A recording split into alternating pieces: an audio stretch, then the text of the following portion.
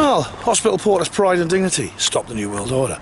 Welcome to Panro TV and welcome to this, my reportage of Weird Weekend North 2025. And some regular viewers will get a bit of deja vu. I am, yes, I'm sort of retracing the steps I took almost a year ago, actually. Almost a year exactly. And so far, everything's gone pretty much the same. I'm heading for Petrie Services like I did last time to meet Leanne and Michael. And we're going to head for Weird Weekend North. And so let's have a little closer look exactly what we've got in store.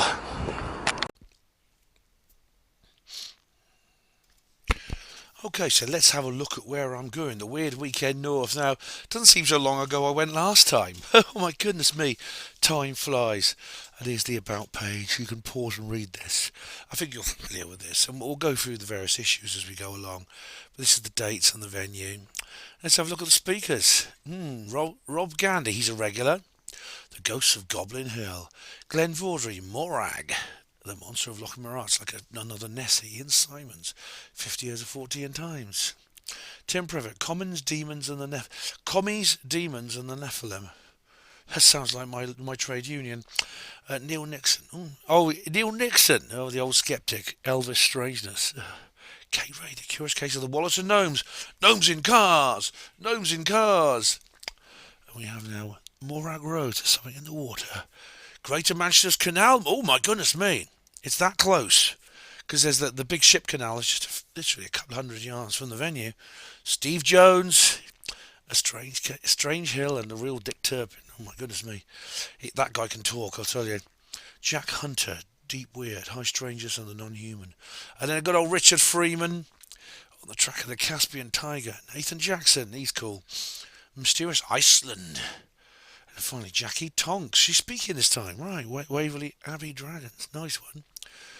There's the venue there. And there's more. And it tells you all about it. This is a kind of site map, I think. So yeah, it's great to be going back again. I think this is probably the 4th or 5th time I've been. The first time I spoke. Well, welcome to Sunderland Avenue, everyone. Here are the hornbeam trees. But where's the cat? And where's the interdimensional portal I must be careful not to slip into?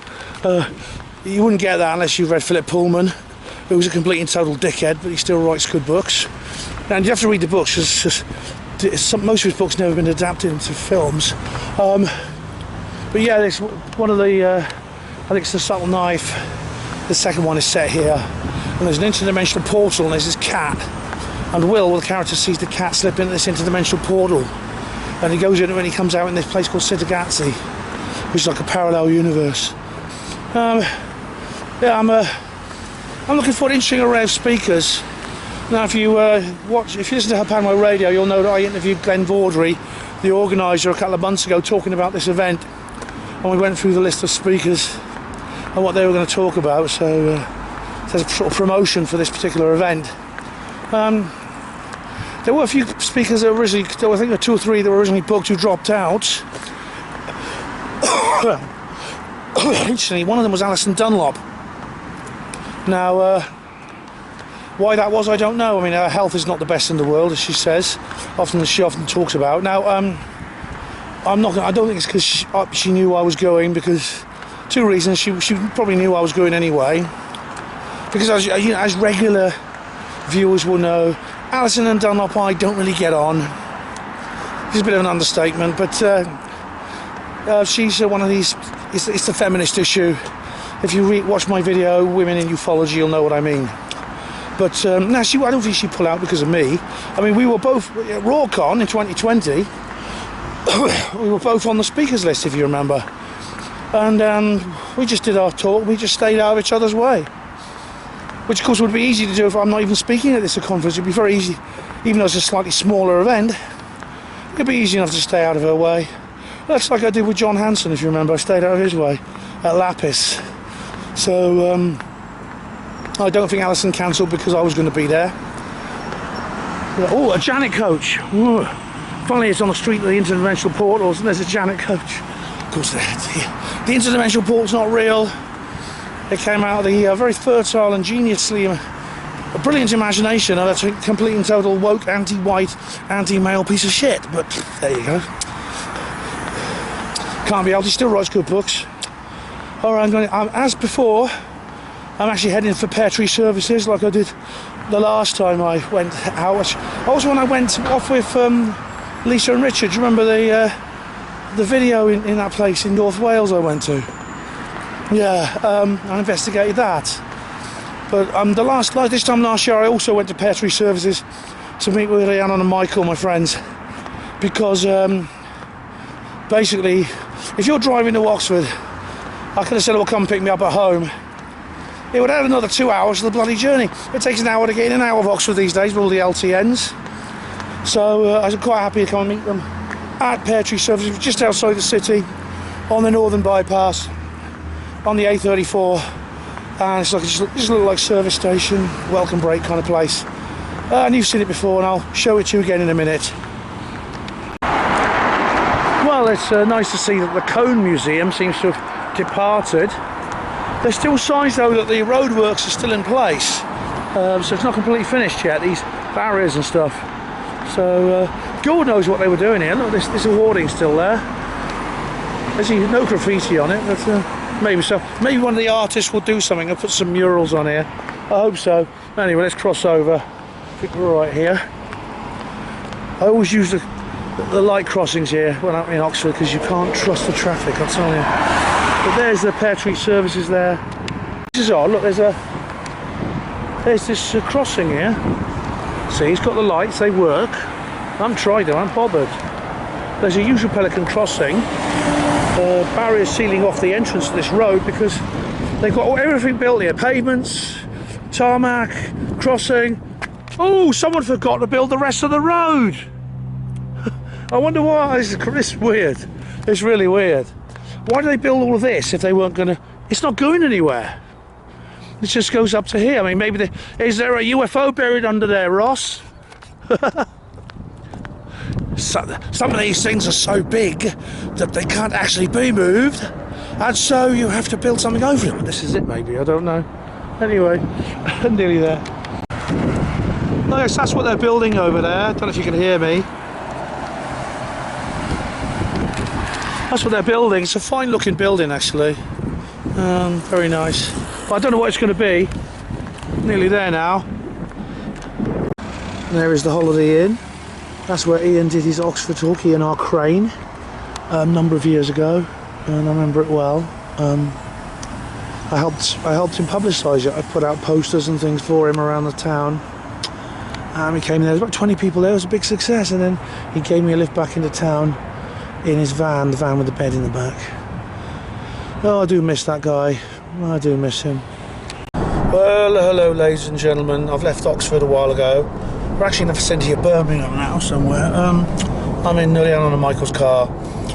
Already the woo-woo started actually. Something weird happened while I was waiting for them at the service station.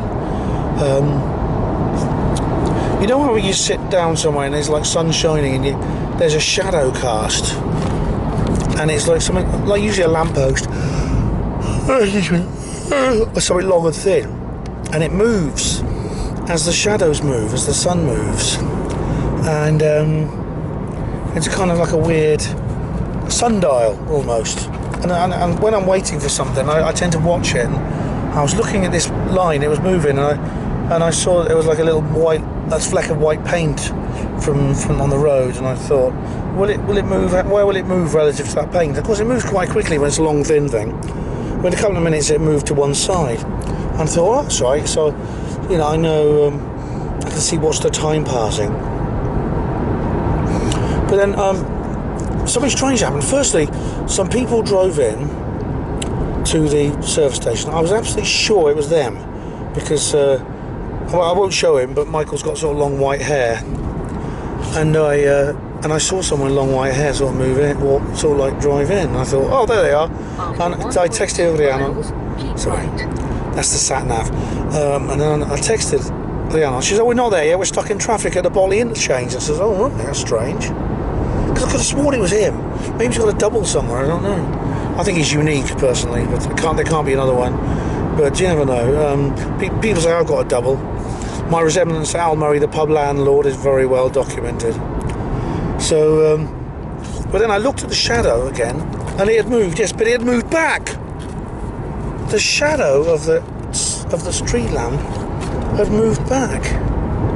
This is a real kind of Matrix-like Mandela effect thing. I don't know. It's weird. And then, as we were coming out of Oxford, we entered the address we're going to, because we're going to go visit some of Ariana and Michael's relatives first. And we 100 yards, keep right. we entered it into the sat nav, and it said your destination is 5 hours away. And we thought, what? Oh yeah, it's like 300 miles or something. I thought, what? Keep right. And so we entered it in again, and then it corrected it. But I thought to myself, there's only two possibilities. Either we actually experienced a space-time continuum distortion, or the sat-nav is just crap. Which do you think is more likely, ladies and gentlemen? Let me know in the comments section. Alright, ladies and gentlemen, we're getting close to Keele Services now. Regular viewers will probably know about this, but you may even seen my visit there. This Keele Services sign. This was when I was with Tejinder Gill on our way back from Manchester Awakening event. What happened was, this refers to the incident where the two crazy Swedish twins, Sabina and Ursula Eriksson, decided to go for a walk along the motorway and ended up getting run over, although they weren't as badly injured as they should have been. By rights, they should have been killed. But they only suffered, well, one suffered serious injuries, the other not so much. And the other one, Sabina went on to commit a murder. Now, what's strange is that there's Keele Services, and there's the bridge, and then it goes across the other side. Now, what's strange is that no one can find them now. I mean, after Sabina got out of jail, she went back to her family in Ireland. Ursula went back to her family in the US, and journalists have not been able to track them down. So what happened to them? Don't know, but there's obviously something very strange to do with that story. Look at their behaviour, the fact they seem to be so impervious to injury, and their elusiveness, the fact that no one seems to know where they are, and they just disappeared.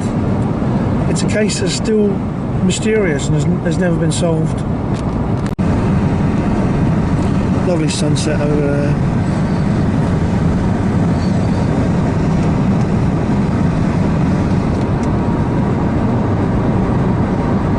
That's beautiful, isn't it? Well, good evening, ladies and gentlemen. I'm in my hotel here at the Premier Inn, Junction 21, and the fun is beginning tomorrow. I've had a good evening. I went to visit Rhiannon and Michael's relatives. We had a lovely time there. Obviously, this is all there's a lot of personal stuff there, which I won't talk about, and I certainly didn't film. So we're back now in the hotel. We went straight here. We had a couple of drinks at the bar, and we're going to bed. So the fun begins tomorrow. It's a pre-conference thrill that I'm feeling right now.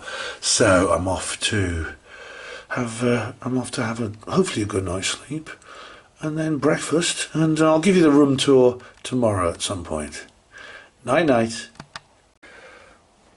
Well, good morning, everyone. It is Saturday morning. It's about 9:15, and in a short time we'll be heading out to the venue. I've had my breakfast, which was not up to the usual standards of Premier Inn, I must say. There was not enough stuff there. There was a very large crowd of people because it's the Grand National today, so the hotel is full.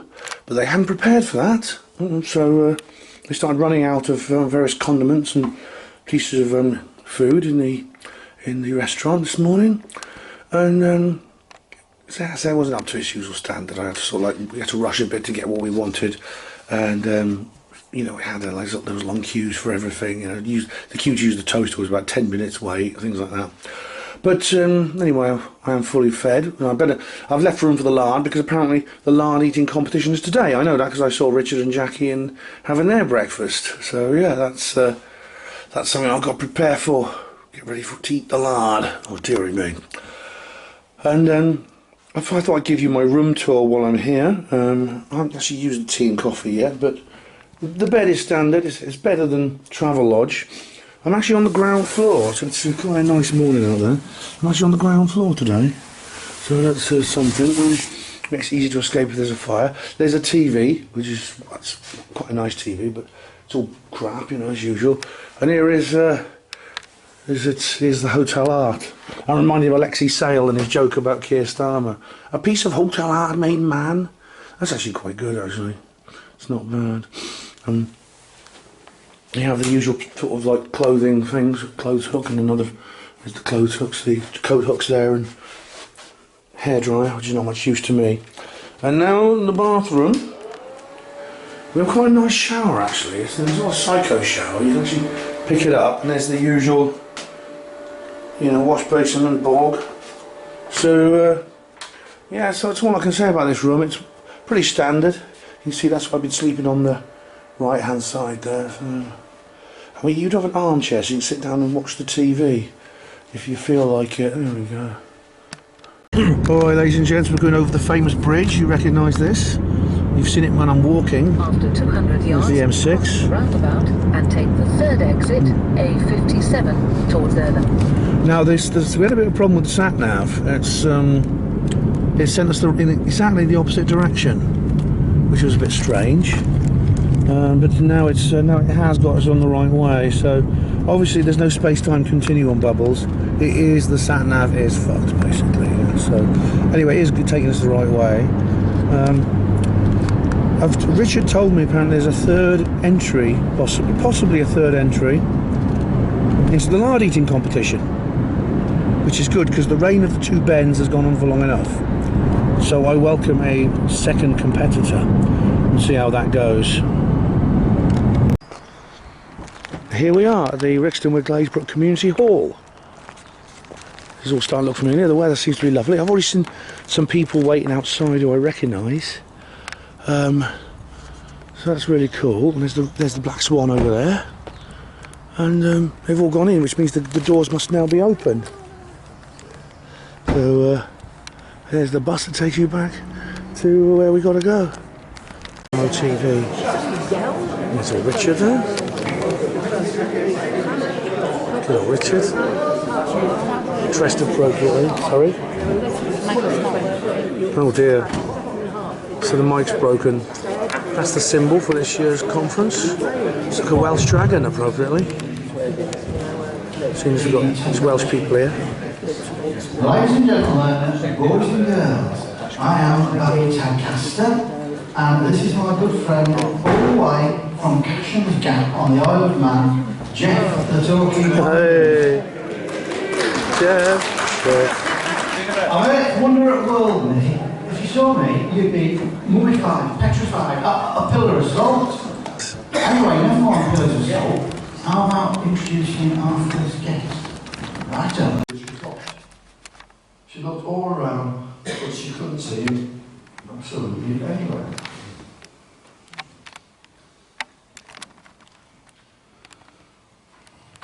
One woman sunny weekday. I should take the lens cap off. Yeah, so the weather's nice, it's warming up quite nicely, and I am just coming out for a little break. Got a little break before the next one. I'll describe the speakers in more detail later, but already there's a debate broken out. So it should be interesting. There's a bit of controversy over Rob Gandy's talk. I'll describe it more later, but it's nice to be back here. Any of you remember this? The owl. Is the old owl statue still there? It's really, really cool. And of course, it's another great landmark. The bus, which is always waiting here to take you either to Manchester or to Warrington, depending on which direction you want to go. In this case, it's going to Warrington. But the bus to Manchester always stops at the same place, so make sure you get on the right one if you do want to go to either of those two cities. Just new here, they've got a remembrance bench, especially for the D-Day anniversary. And then you can see poppies and there's a really good like stained glass of the various D-Day beaches. You can see here, Juneau, Utah, Gold Sword. It's very good. That's great stained glass. That is. That's very good indeed. Very well designed. What's that all mean? Yeah. Lapis. Oh, is there going to be a conference? There's going to be a Lapis conference. When's that going to be? I've got to get to that, man. I've got to get to that. Yes. Oh, do you remember the one they had a couple of years ago was absolutely fantastic, and it's probably in the autumn sometime. But if I've got any money left over after Contact in the Desert, that's where I'm going to go. Mysterious Earth Conference, yay! It's going to be tricky to decide because I probably won't, after Contact, I won't have a lot of money. But Mysterious Earth Conference, yeah. That was very good last year. I really enjoyed that. There's a reportage, of course, Weird Weekend North. Yes. And there's another one at Stonehenge coming up, which Richard actually invited me to. He sent it to me and said, do you want to go? He's speaking there, and it's Fortean. Oh, that's the Weird Weekend North Film Festival. It's a really good trailer with old AI cinemas and that. Yeah. Really good stuff. Let's Glenn up next. Here he is. Hello again, Barry Tasker back. This is my good friend Ken Jevons, who's an orang pendek. Hello, I am Ken Jevons and I am an orang pendek. Unlike most of the other orang pendeks, I do not come from the Indonesian island of Sumatra. So it skews the sighting list, and it's basically people remembering roughly when they saw something, occasionally 20, 30 years before.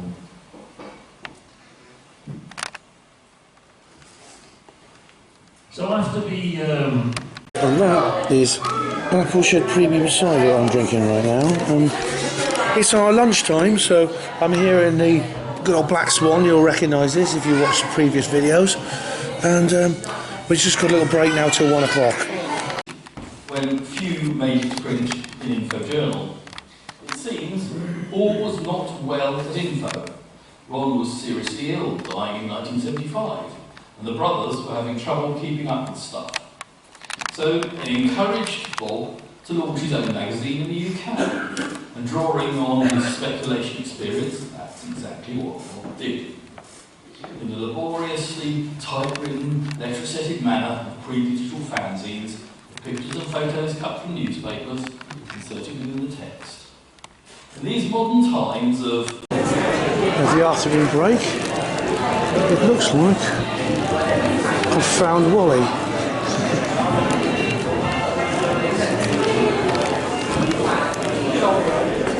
That's good. Attempted murder. And there we have Stranger Things. That's a series and a half. I've watched it up to middle of series 2. I've sort of like binge watched it, but I'm not sure. Series 3 is about. You know how I got into it. I enjoyed it. The reason why I got into. And I'm pleased to say we have the ice cream van. Excellent. Jeffrey talking mongoose. For fantastic prizes. Now, I go pig fat eating because I'm a big fat slob, and for a greedy person it's a smashing sorted job. Lard and dripping I imbibe, I like it when it goes inside. It makes a punch that you can't hide when I'm eating pig fat. Now, in past events, we've had but one prize. This year, it's a bonanza of prizes. It's a whole slew. We've got the album Refined Lard. We've got a single by the punk band Rancid Lard.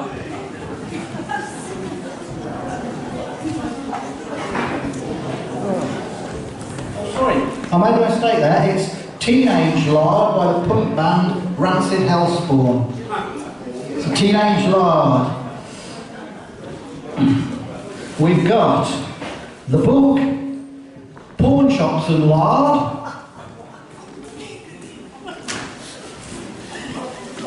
We've got the book Senior Lard Arse and Fat Man. We've got the book Blue Lard.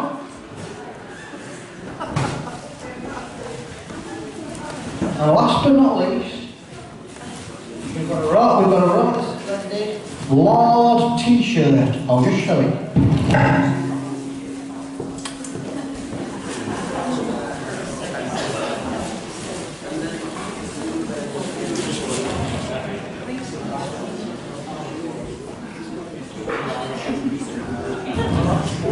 Lard t-shirt. So we've got a bumper lard collection for whoever can eat the most lard in 5 minutes. So, historically we're level pegging between Ben Emlyn Jones and Ben Fiddler. I thought it was 2-2. Oh, I stand corrected. Anyway, these are the two contestants from the past. Now, you might notice here we've got 3 blocks of lard. Does anybody want to join the competition, fight against the 2 Bens, and see how much lard they can eat to win fantastic lard-related prizes?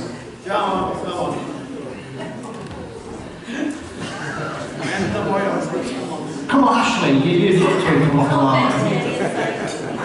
Any more for the lard eating? Come on, we are in the north, not the Ponzi south. Okay. No, I'm not. I'm from the Midlands originally. And spiritually, I'm from Yorkshire. Which is the south? White rose forever. Anyway, okay. There's no more challengers. Alright, I'll have a quick shout outside, see if anybody wants to join from outside, and then we'll get going.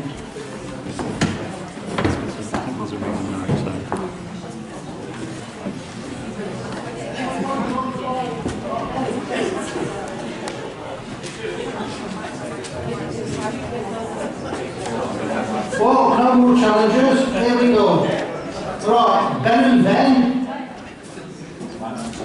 Gentlemen. Choose your lard. Come on, Ben. We don't waste it. What's left over goes out for the birds. Choose your lard, and on the count of 3, get scoffing.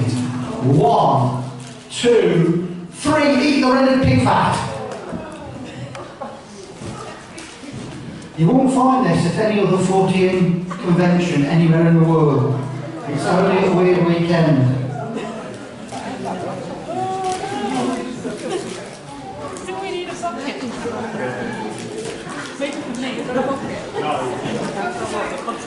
I thought we needed to come for that.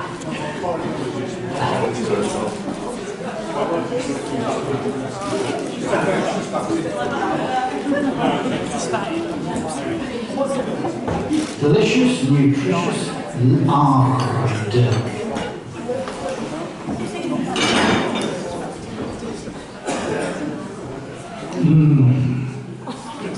It's good for you. Listen while I tell my story, like some medieval bard, of the wondrous tradition called the eating of the lard. Oh, the eating of the lard, me boys, the eating of the lard. The pig fat will be gobbled at, the eating of the lard. It's an entire meal unto itself, is lard.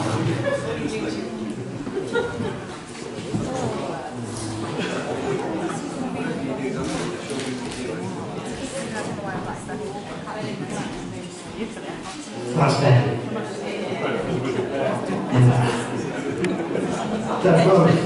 They're both Olympic class lard scoffers.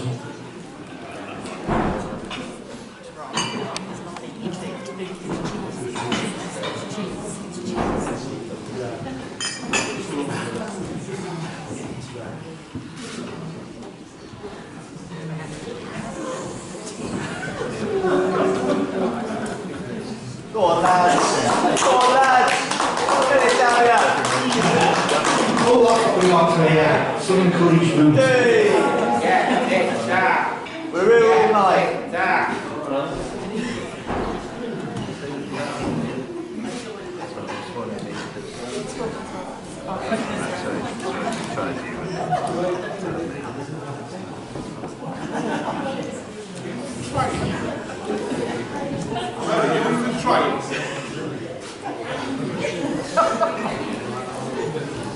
of course, when summer comes, you can bag it in the freezer, like a nice alternative to chocolate.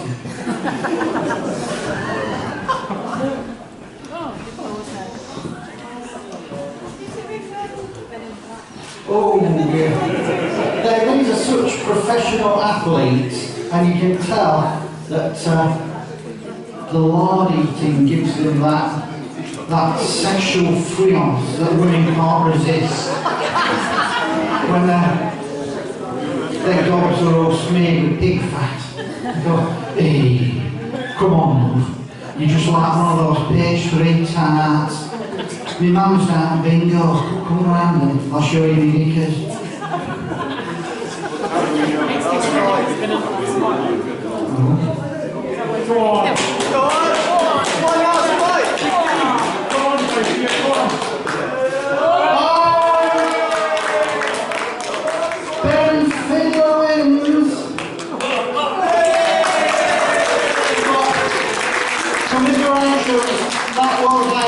That was a very, very, very good effort. And as you see, he won that T-shirt the other year. Look, they're happy because they laughed.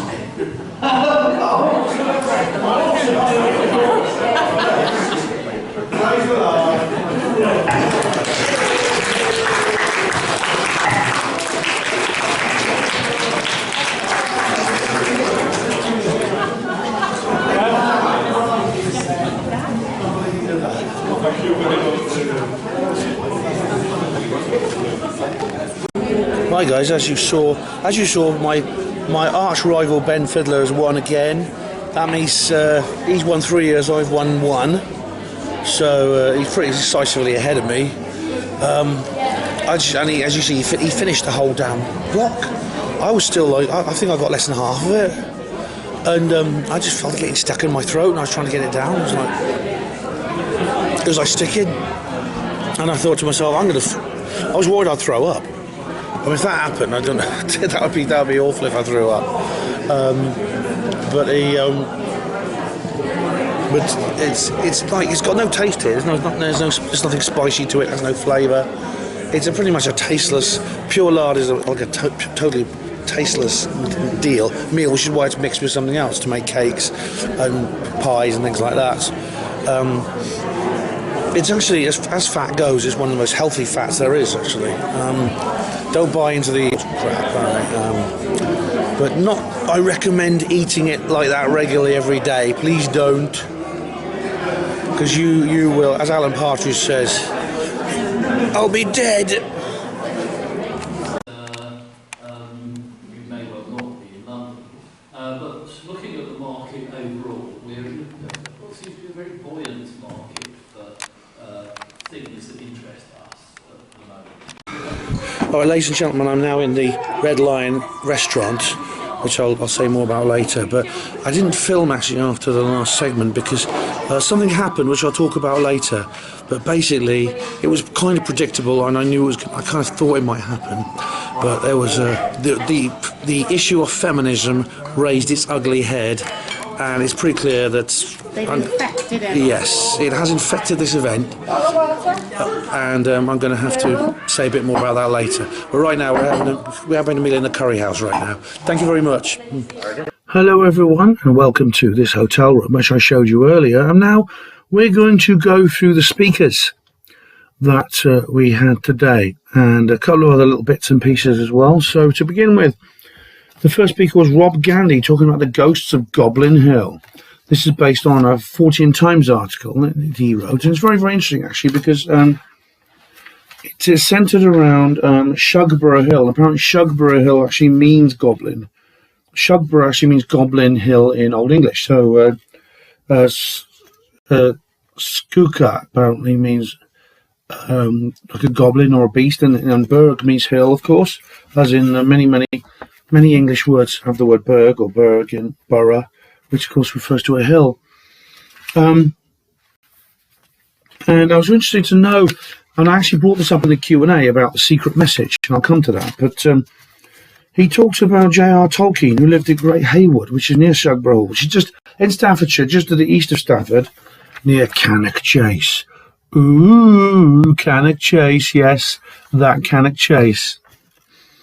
And he knew, Tolkien, of course, was a professor of Old English, and he knew the kind of like etymology of the name of that place and areas around it. So he knew the name, and in fact, he based Great Haywood on Tavrobel. This is a place in the Silmarillion, and he also based Cannock Chase was actually a part of the End World and the Hobbit world.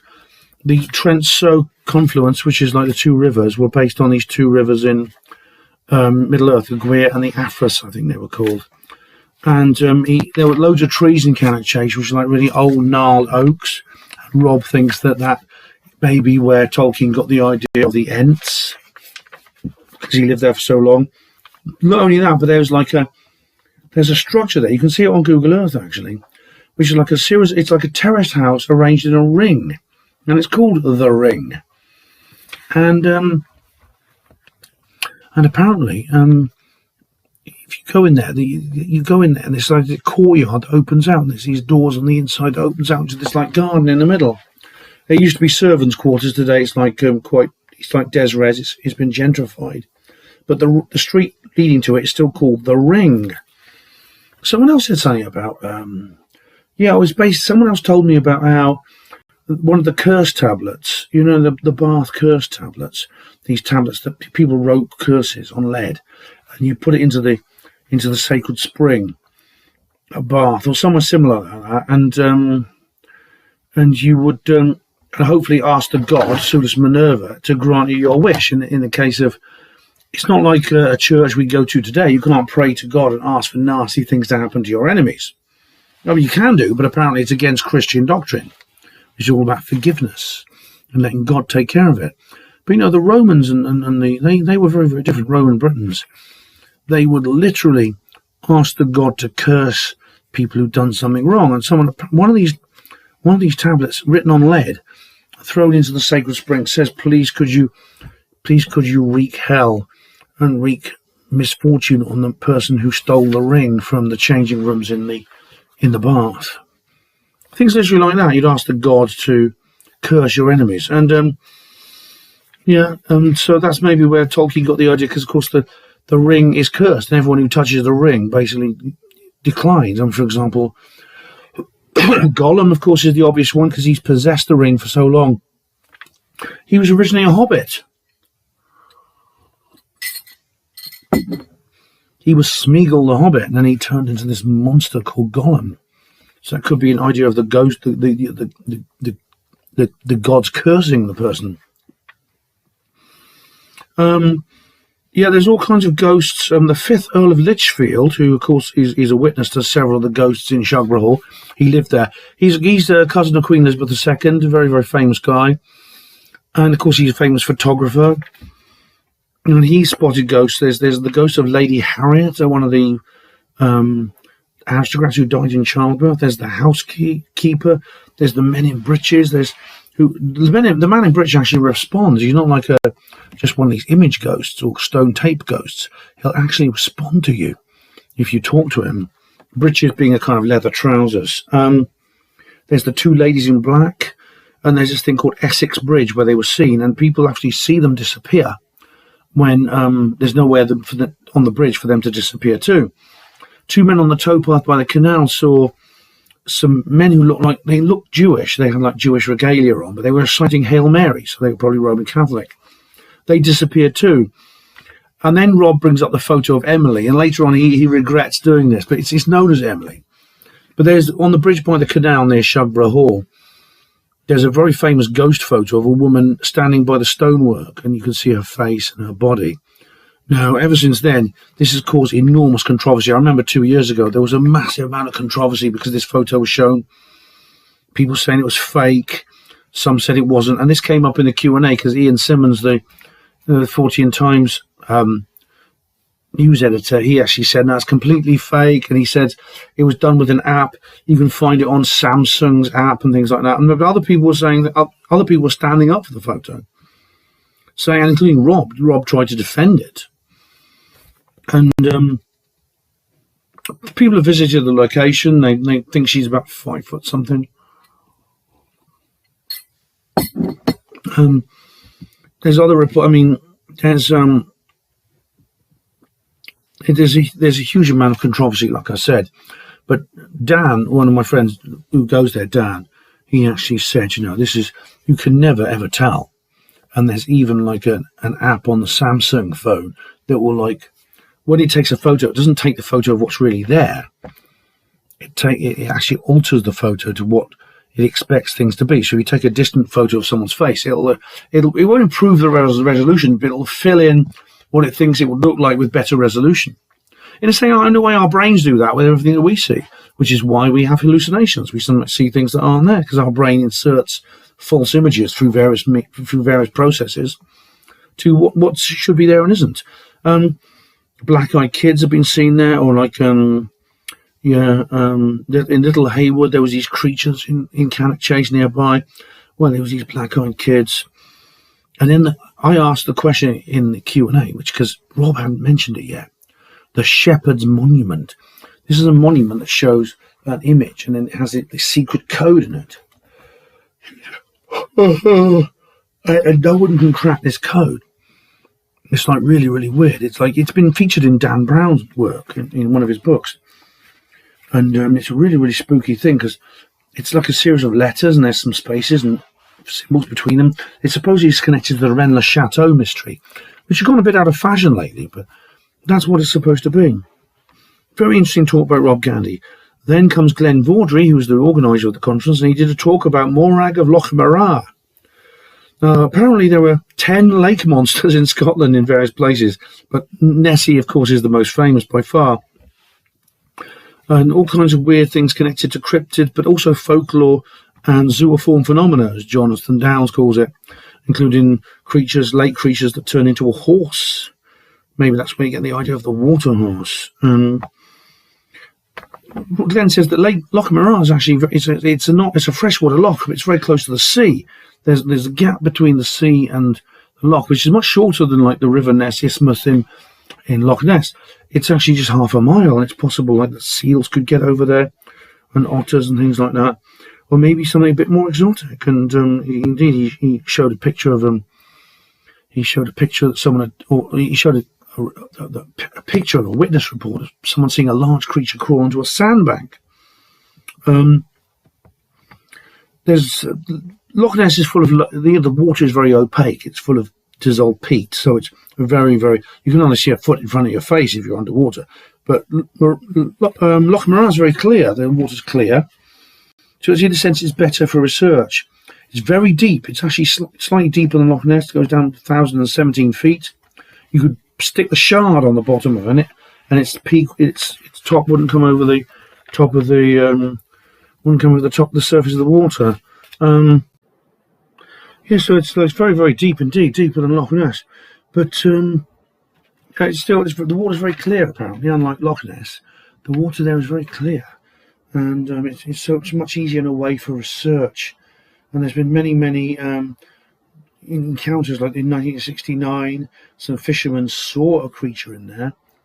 It looked like an eel, but there's this theory that these lake monsters are actually monster eels.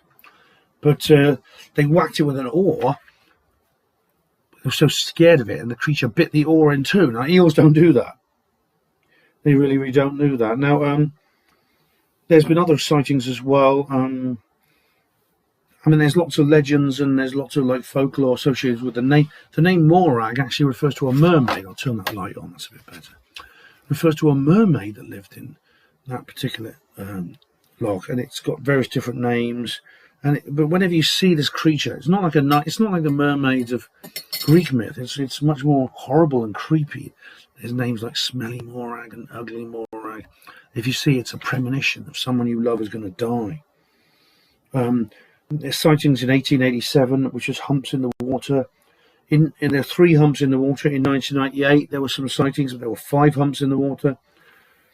In 1970, there was like a big search for Morag, like a bit like the Nessie search, but it's obviously Loch Ness is surrounded by people looking for the monster all the time, which is why I think it's some kind of fish or a shark rather than a plesiosaur or anything like, because it would keep surfacing. If it was an air breather, it would have to keep surfacing. And I think some people claim it's some kind of iguana, like a reptile. There was a photo taken in 1977. Now, Doc Shields was involved. This is like Doc Shields is a Cornish man who is a bit infamous for all kinds of reasons, not least because of the Morgower and the Owl Man of Cornwall. I mean, Jonathan Downes wrote a book called The Owl Man and Others. I don't have time to go into it now, but yeah, Tony Doc Shields, I think he's quite an eccentric, quite a sort of person, quite likable, but I wouldn't trust him. I wouldn't trust him with evidence, no way. Now, someone called Sidney Wignall apparently went looking for him. Now, Sidney Wignall is an adventurer, and he's like climbed mountains and he's crossed deserts. He's like one of these little wild men. And he flew over there in an aeroplane and he saw a stationary creature in the water. It turns out that's actually a feature, like a rock or something, like a stationary feature, a natural feature. But some people think there might be seals. It's more difficult because Loch Ness has this main road built along the side of it. And in fact, the modern Nessie era began when that road opened in the early 20th century. That's when the surgeon's photo was taken and things like that. The thing about the difference with Loch Morar is there's no roads around Loch Morar, none at all. There's no roads around Morar. I mean, there are theories about whether it's a fish. Some people say it might be a long-necked turtle. Now, long-necked turtles exist, but they're very small. They're only a couple of feet across, and they don't live in Britain. There could be trees, floating trees, dead deer, or swimming deer. Some people claim. Someone in the Q&A said they swim. Deer swim.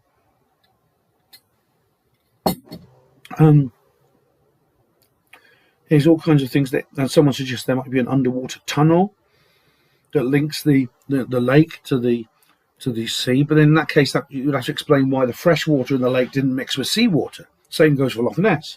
What kind of filter is keeping those things out? These things do happen. I mean, there's like salinity layers in the ocean and things like that, so maybe it's a physical process by which that could happen. I don't know particularly. Some of the sightings take on distinctly sort of Keelian kind of like weirdness, like the kelpies. These are creatures that are like they appear like sea monsters, but they turn into other things. There's fossil records of this plesiosaur nearby, which indicates it can't be a plesiosaur because the Loch Morar is actually much newer than Loch Ness. It's actually a post-glacial, so it only formed after the Ice Age, whereas Loch Ness is much older.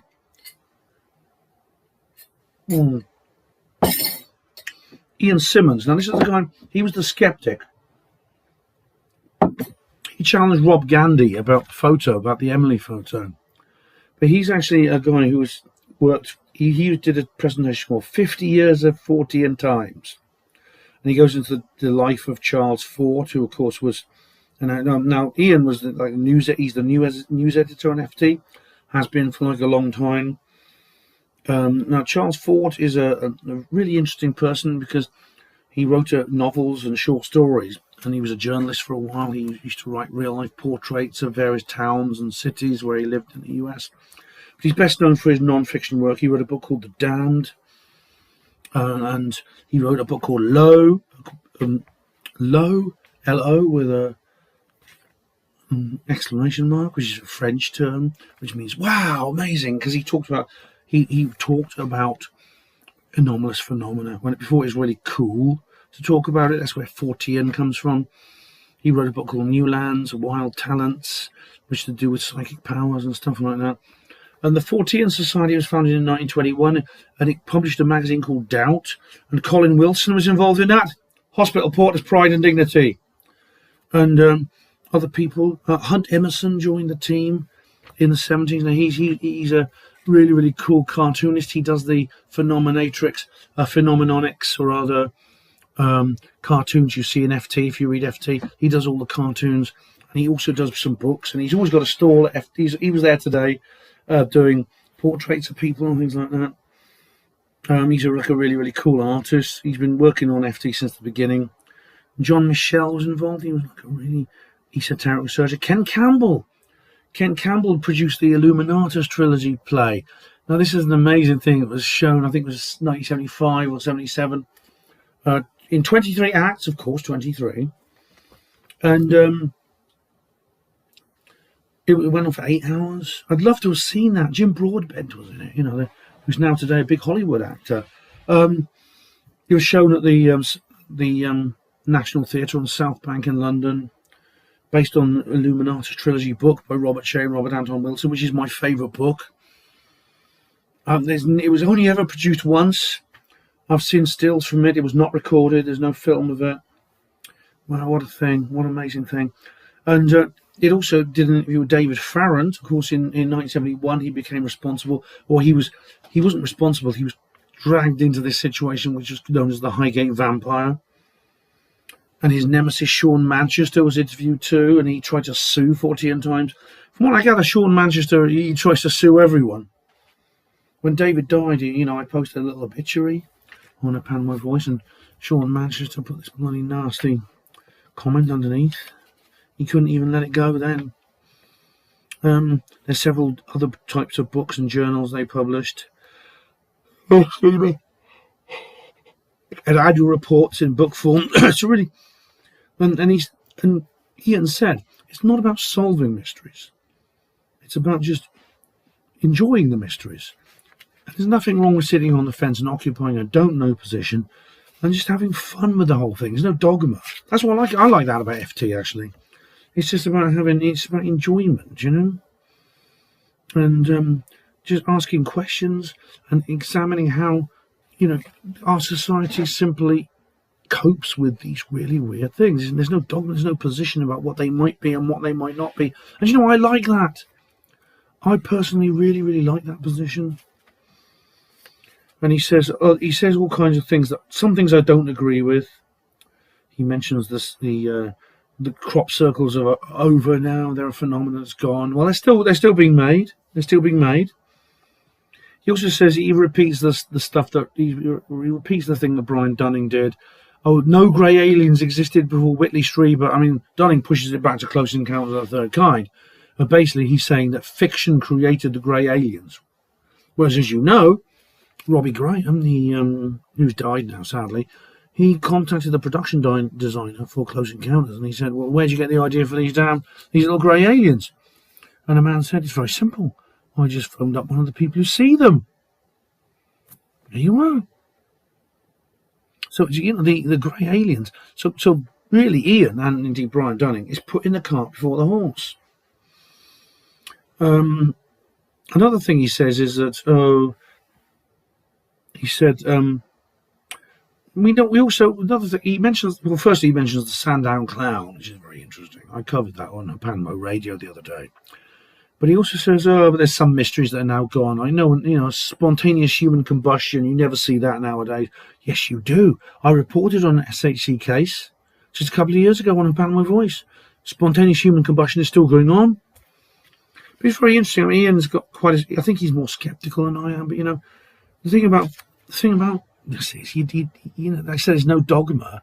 They don't mind if you're a wide-eyed believer on FT, which is what I like. Neil Nixon is he's a skeptic. You see him on TV sometimes on programs like that World's Greatest UFO Conspiracy program. Putting aside the debunking positions, he's a skeptic. But he's quite a nice guy, a bit like Chris French. And he talked about Elvis Presley, and he talked about the religious aspect of Elvis Presley. This may sound weird, but Elvis is such a culture. He's not just a great musician, and in fact, he's possibly either best-selling or second best-selling musicians of all time. It's a competition with him and Michael Jackson. But he said Elvis is the King of Strange. In fact, there was like an article in FT called "The King of Strange" by Neil. And he said, first of all, and Neil says, Elvis Presley is the gateway drug to all things paranormal. I thought, that sounds a bit weird, but apparently there's all kinds of, it's kind of like true. For example, Elvis Presley died on the 14th of August, 1977. And he is dead. I'm sorry, guys, he's dead. I mean, people say, no, Elvis is still alive. He faked his own death. No, look, come on. If Elvis wanted to fake his own death, it'd be a plane crash, something romantic and glorious. He'd go down in a blaze of insanity and glory and wonder. That's what Elvis would do. No, he wouldn't want to be remembered. No one wants to be remembered the way Elvis died, the way a lot of people die, in an indignant way, and an undignified way. Elvis died sitting on the toilet reading a book. And, he was found lying on the floor with his trousers around his ankle and his arse sticking in the air. Who wants to be remembered for that? Who wants to be remembered? Sorry, I've got antivirus I've got free antivirus software because this is my laptop. Who wants to be remembered that way? He wouldn't fake his own death like that. But anyway, 14th of August 1977. What else happened that day? This is amazing. I didn't know this. I really hadn't thought this. Have you seen my SETI and UFOs talk? Or my recent SETI and the recent SETI talk things I did? It was the date the WOW signal was actually received by Jerry Elner at the University of Ohio. Isn't that incredible? Is this just a coincidence? And of course, Elvis has been compared to Jesus. For example, there was a moral panic over Elvis because he was a visionary. He had this visionary idea for he was kind of like, he was really into mystical stuff. He read books and stuff like that. He read all kinds of stuff about esoteric, paranormal stuff. I mean, this is kind of like a secret. He had lived a kind of secret life in this way.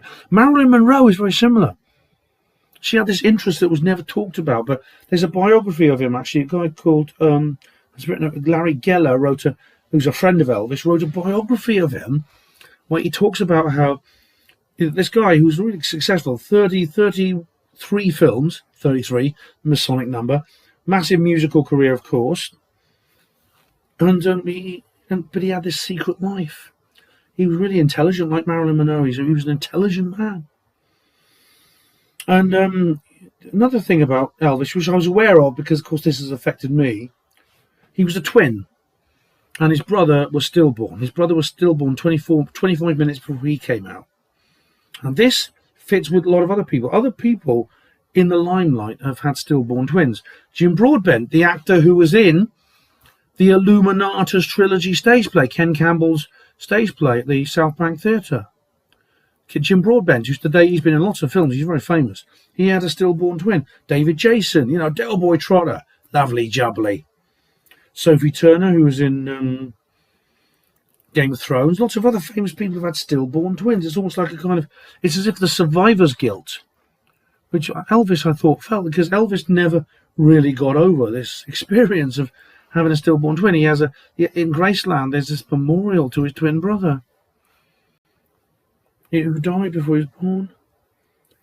And apparently there was this his house, the house where he was born is still there, even though it's like this clapperboard kind of like trailer, I think they call them in the States. It's like a mobile home. It's still there. It's been very well preserved because that's where he was born. And someone reports seeing a strange blue light that appeared when he was born. It's really, it is kind of like that. As someone called Clyde Stubblefield did a lot of the sampled. I mean, Elvis didn't write a lot of his own music, and this guy called Clive Stubblefield wrote a lot. Clive Stubblefield also wrote a lot of James Brown's music. Clive Stubblefield is this unsung hero. But Elvis apparently saw UFOs, had a mystical experience, and he said he saw the face of Joseph Stalin in a cloud. Dear. Oh, my goodness me. But, Larry Geller reports how, he was with Elvis when Elvis saw this UFO. Elvis took LSD apparently as well. And he was a healer. He was a healer. He had like LSD experiences like Bill Hicks and Graham Hancock and other people. And he was with this fellow singer called Sylvia Shemwell, and she had cancer. And he like knelt down beside her and he prayed that his cancer would go away. And it did. She went to the doctor and they said, "Oh no, we made a mistake. You haven't got cancer after all." I mean, some people claim, like in the Q&A, they said, look, it's just charismatic energy. It's not really healing powers. But could he have been some kind of world saviour or something? I mean, Caduceus magazine, it's a magazine that I used to read. It's very new age. My fake new age friend got me into it. The one who turned on me really nastily, which I've talked about before. She got me into Caduceus magazine. They had an article once called Elvis Presley, World Saviour, which it ties into this Elvis religion. There's even a church of Elvis Presley. But there's this guy called, what's his name? I can't remember, he's a Swedish bloke who's got, like, he set up a church where Elvis Presley is like the God. It's literally, and someone called Gail Brewer Gove wrote a book called Is Elvis alive? Yeah, because this idea that he never died, like Jesus, he rose again, he resurrected. And of course, there were so many tribute acts to Elvis. It's like he's the most impersonated artist in history. There's weeping statues. I remember in Fortean TV with Lionel Fanthorpe, they did a segment on like weeping statues of Elvis Presley. It's amazing. Like the statues of the Virgin Mary, the statues of Elvis that weep. And Raymond Moody actually said, this is really, really weird. Raymond Moody, who wrote the definitive book on NDEs, near-death experiences, called Life After Life. Apparently in this book, and I don't remember this, I read it years ago, I don't remember it. There's this girl, she's a young girl, she's dying. She says, I can see a tunnel of light, it's the usual thing. And they said, oh, her parents were with her, and she said, oh, Elvis is waiting for me. It's like, not Jesus, not Buddha, not Muhammad, not Krishna. Elvis Presley is waiting for me in the afterlife. There's all kinds of myths associated with this. Of course, there's the Elvis seance. Dr. Kate Sherrill talks about this, and I interviewed her with Neil Ward about this on her Panama Radio. She talks about the Elvis seance industry and like the resurrection of Elvis. And a lot of this is fake. I mean, the Sun newspaper in the early 90s did like a segment on like mediumistic contact with Elvis Presley, and he said, "Oh, I make." He said, one of the people sitting said, "Oh, do you know my son Johnny? He died." "Oh yeah, Johnny and I make great music together in the afterlife." And Elvis also said, "I really support the actions against Saddam Hussein in the Gulf War." And I thought to myself, that's a bit too convenient. I mean, whether he does or not is irrelevant. If the spirit might, but the fact is, they're using a supernatural situation to back up real-world politics. This has always been done. Believe me when I tell you that God is on our side. It's always happens in every war. With the side of the sanctity of the Allied cause in World War One. Alexander the Great consulted a soothsayer before going into battle. So did Julius Caesar. This idea, the supernatural has always been harnessed to the political to boost it up. And it's very false. It's very false. Apparently Elvis had a cameo in some movies, like Home Alone. No, that's not. It's someone who looks like him. It's not him. Also, there's a guy called Bob Joyce. Now, Bob Joyce is this old guy. He plays the piano and guitar. He's like a pastor. He sings like gospel and religious music. He tours Japan. He tours the world. Now, there's a theory going around that he is Elvis Presley. Well, there's two reasons. There's many reasons for doubting that. Firstly, he denies it. Well, he would, wouldn't he? But also, he's at least 10 years too young. I mean, he's an old man. But Elvis this year, Elvis would have turned 90 this year. This man is obviously at least a decade younger than that. He's no older than 80. So Bob Joyce is not Elvis Presley. As I said, Elvis is dead. Sorry, he is. And Neil then mentions Ray Santilli. Now, I wish Colin Wolford had been there. I really do, because of course this ties into the alien autopsy. Because according to Ray Santilli, he found the alien autopsy film when he was touring the US looking for Elvis memorabilia. It's even in the movie, and in the Attendee movie. And it's critical. I mean, so basically what he's saying is that Elvis Presley is a kind of a religious figure. It's really weird. And he says, in thousands of years, will people build cathedrals to Elvis? Will there be an Elvis cult? A bit like in Brave New World, Aldous Huxley's Brave New World, where they all worship Henry Ford. They do the T sign for the Ford Model T, and they call him R. Ford. It's really weird, isn't it? Then there was now, unfortunately, Kate Ray was not available to do her talk on gnomes in cars. Yeah, gnomes in cars, gnomes in cars. You know, the crafty nihilists have written a song about this. This is the Wallerton Gnomes. She had to rush off because of a family problem. But so they had a panel discussion instead, where they talked about the scene, basically the paranormal scene with conferences and things like that, about what's the best one to do. We know about double booking and things like that, how some conferences are booked the same weekend. And this was a problem, of course, for the ASAP conference, because it was booked the same weekend as Awake and Aware at the UFO Academy. Like, I'd already booked for ASAP and I couldn't go to it. And about how the fact that the Lapis is returning as another Earth, mysterious Earth convention up in St. Anne's, and the Uncon might come back. That's the 14 times unconvention.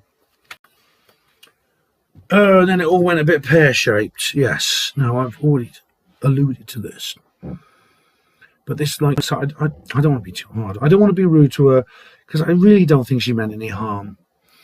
She put her hand up, and I was kind of predicting this, and I had a little prepared speech to make in response to her. I never got the chance to make it, because it's the thing, she could grandstand a bit, because she was the last questioner or the last commenter before the raffle, before the end of the event, and then there was the raffle. But she put her hand up, she talked about various things. Then she, oh, by the way, I don't mean any disrespect. She was trying to be kind and diplomatic.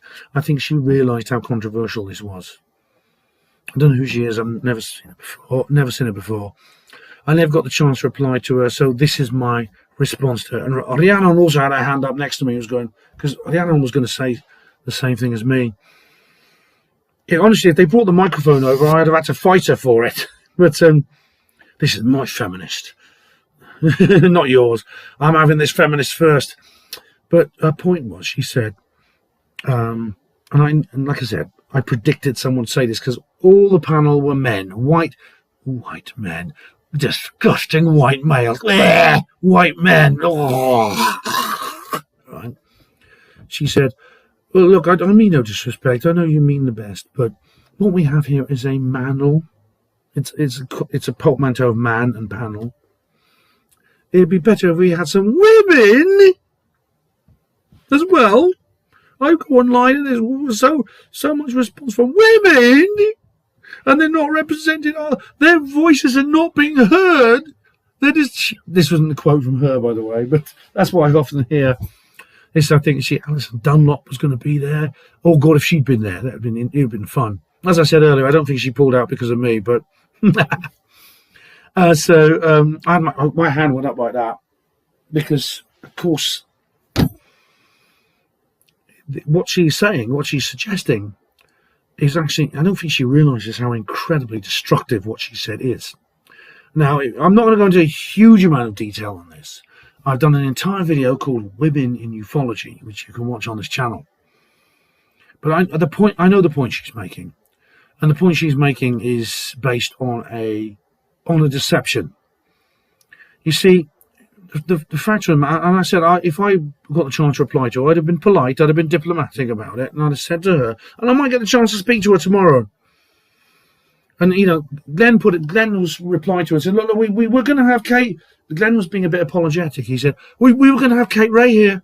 As if to say, well, look, we were going to put a woman here and we couldn't. Oh, as if, again, it's not really a suitable response. What he should have said to her is, well, it doesn't matter. There is this hashtag all male panel, all right?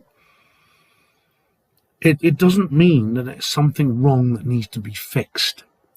It just means that it's a biological fact that men and women, indeed all demographics, are not identical. We may be equal in the eyes of the law, which is good, but we're not all identical. We gravitate towards different interests when you generalize across the entire population.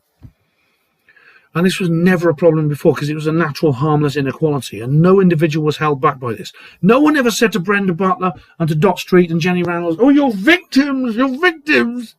Oh, you're women in a man's world." No one ever said that to them. No one ever said that to them. It was accepted that this was a natural, this is the natural order, that men are more likely, through simple, essential, immutable differences in the way our brains work. We're more likely to be drawn to these subjects than women. The women who are drawn are a minority, but being a minority does not make you a victim. And I assert there is no misogyny in our community. Women are not oppressed or discriminated against, and if women have something interesting to say, their voices will be heard. This was never an issue until the feminists got hold of it. Then the feminists come in and they start saying, no. The reason men outnumber women in this world, in this community of paranormal investigation, it's to do with tacit, internalized misogyny, and women are therefore oppressed and discriminated against, and they suffer. Women suffer. And it's nonsense, and it's dangerous nonsense. It's dangerous nonsense because it is justifying the most horrific injustice and the most horrific stupidity. This is why I fell out with Alison Dunlop, because Paola Harris. I had a famous debate with Paola Harris on Planet X Radio, and since then she's toned down the feminism quite a lot. She has never formally denounced it, but I think she heard me. I think I reached her, and if you're polite and you explain things to people, some people will understand. And Paola, I think, did. Alison Dunlop is a true believer. She is a true anti-white, anti-male crusader. And the woman, this pink-haired woman, who I don't want to be nasty to her. As I said, I think if I got to, it could be she could see reason the way Paola does, and I'm not going to be rude to her, but if I get the chance to talk to her politely, I will about this subject. But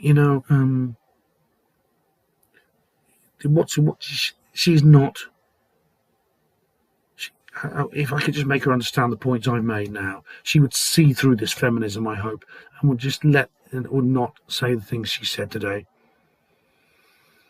Because any attempt to social engineering of our community would be the most destructive thing imaginable, and I will fight it every inch of the way.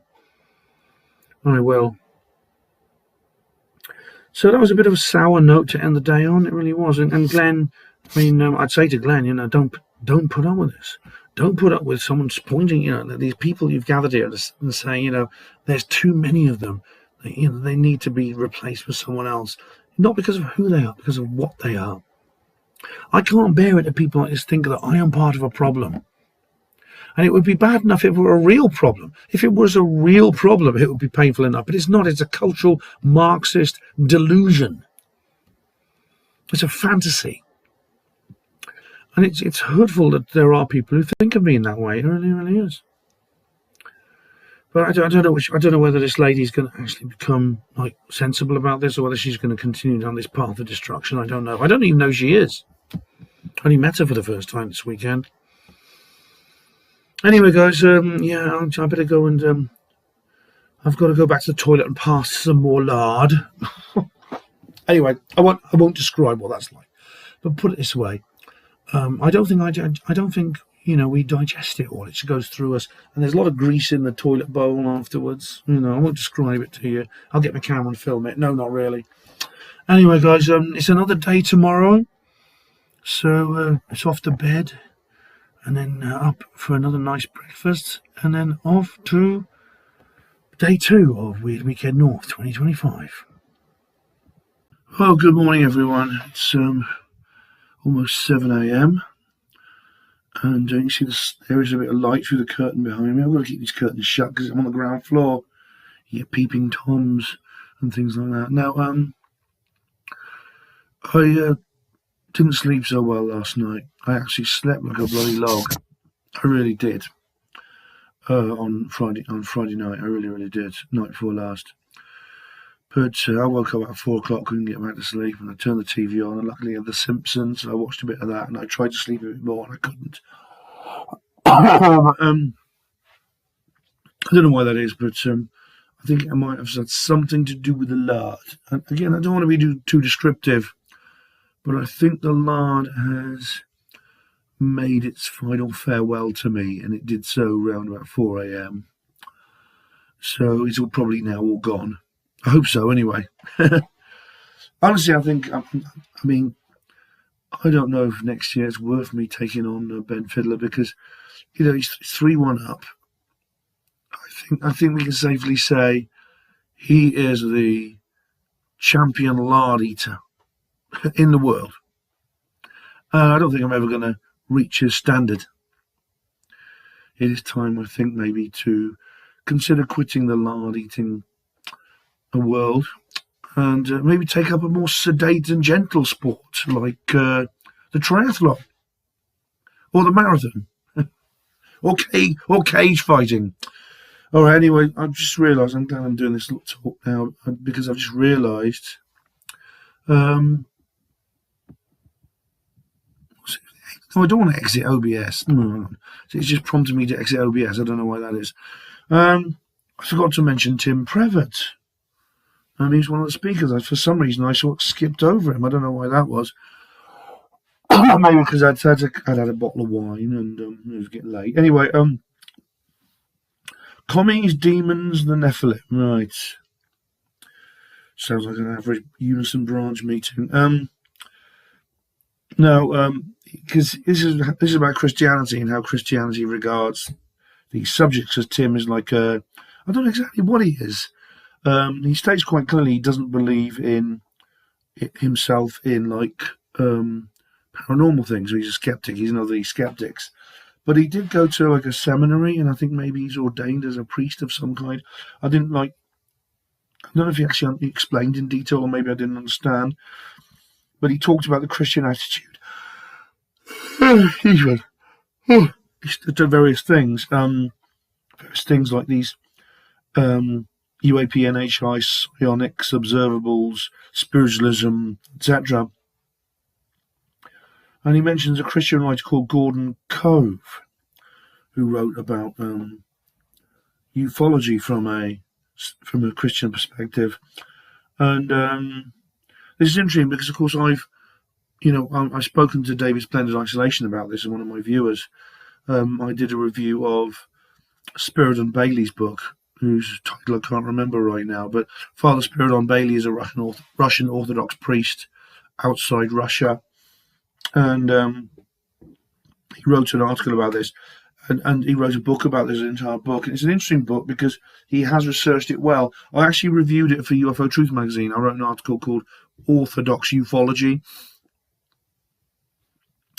but it is interesting actually that he has and I brought this up in the Q&A, but Bailey has a very, very sophisticated theory about the universe, about how it was created by God simply for the creation of planet Earth and man on Earth. That's the entire purpose of this enormous, possibly infinite universe. It's basically there is no life in the universe except on Earth. There's nothing out there except to quote Carl Sagan, carbon compounds and noble gases, and we're alone, completely alone in this entire universe because that's the way God made it. Now, and he goes into enormous detail of he talks about metaling, which is the creation of various minerals. It's not just metal; it's to do with all kinds of complex matter in various galaxies. He said most of the galaxies are made of young stars, and there's not going to be any complex planets in them and things like this. He goes into lots of other details like that, basically saying, well, the Milky Way is the only galaxy we know of which has the right ingredients to create planets like Earth. within Earth. There's no evidence of any life anywhere except on Earth, and he says that's God's intention. Now, and he goes in like he's pretty clear that Bailey has actually studied the science. Now, I think he's wrong. There's so many reasons to disagree with him, and I talk about it in this article. But you could probably. I don't have to list those reasons now. But he says that that's the situation. Therefore, UFOs are actually demons. It's actually demonic, and he's not the only Christian theologian to think in those terms. He said Satan, and this Christian writer Cove said Satan has taken over alien planets, and he then compared things in ufology to the paranormal. I mean, others have done that, like John Keel, for example. He said that ectoplasm and angel hair are the same thing. Angel hair be this fine, almost candy floss-like substance that falls from UFOs. For example, in the 1954 Fiorentina FC incident, which I've talked about before. It's during a football match, basically. Fiorentina, the famous Italian football team, they were playing at this stadium, the Stadio Artemio Franchi, which is their home ground in Florence, as you'll know if you're a football fan. And literally, there was a UFO flew over. It was recorded in the team's fanzine. Yeah, it's interesting actually, because like these club fanzines are like really just usually very light-hearted, sometimes left-wing, politically left-wing and things like that. But this fanzine, which was like the official club fanzine, recorded these UFOs flying over. But he mentions a couple of levitation as well, which you find in UFOs and paranormal. And the Book of Ezekiel, of course, which is a very famous UFO sighting, you might say. It's described as the UFO. But he, unlike Bailey, Cove believed that some of the UFOs were actually angelic, not just demonic.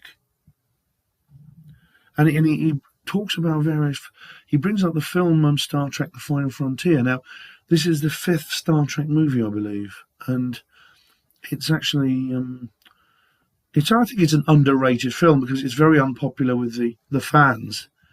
They say it's supposedly the worst Star Trek movie of all, but I quite like it. I really like it. It's the one where they fly into this center of the galaxy and they meet this creature that everyone believes is God, and he wants to take the Starship Enterprise, and Captain Kirk says, "Excuse me, what would God want with a spaceship? Why does God want a spaceship?" And there's others. There's a guy called Reverend Gordon Lindsay, who then talked about how UFOs were there to save the world from nuclear weapons. Now, this is actually quite a common belief in the New Age side of ufology. And indeed, Lindsay, even though he was a Christian, he took great interest in the Atheist Society.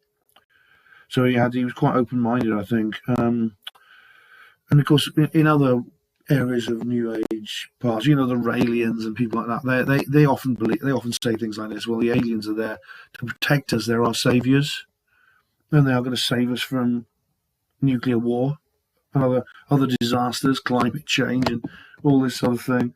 And on the other hand, though, there's another side of Christian ufology that has the opposite view. So, for example, especially you find this in the Christian conservative world in the United States, which is they talk about the equality. The aliens have a kind of equality to them. And of course, in many areas, that's kind of like considered positive. In the New Age side, that's considered positive, or even like in the extremely rare left-wing political sphere. I'm thinking specifically of Jay Posadas. I did an entire video called. It was called Jay Posadas and the Alien Communists or something. But I did an entire video about Jay Posadas and about his life. But it's extremely rare, that. It's extremely rare. Generally, we're talking about Christian conservative years and the New Age area. But this equality of aliens was regarded as like communism, hence commies at the beginning. That somehow aliens were, they had a kind of communist world, a bit like Jay Posadas believed, except this was something bad. That the aliens were they'd become communists because they were agents of Satan, and they were going to invade the earth and convert it to communism on the orders of Satan himself. Even there's people who believe that Karl Marx was an alien and things like that. He was a satanic alien. It just gets completely bizarre and out there. People call me credulous, but I don't go quite that far. And the phrase, what was it, the strong delusion? I've never heard that.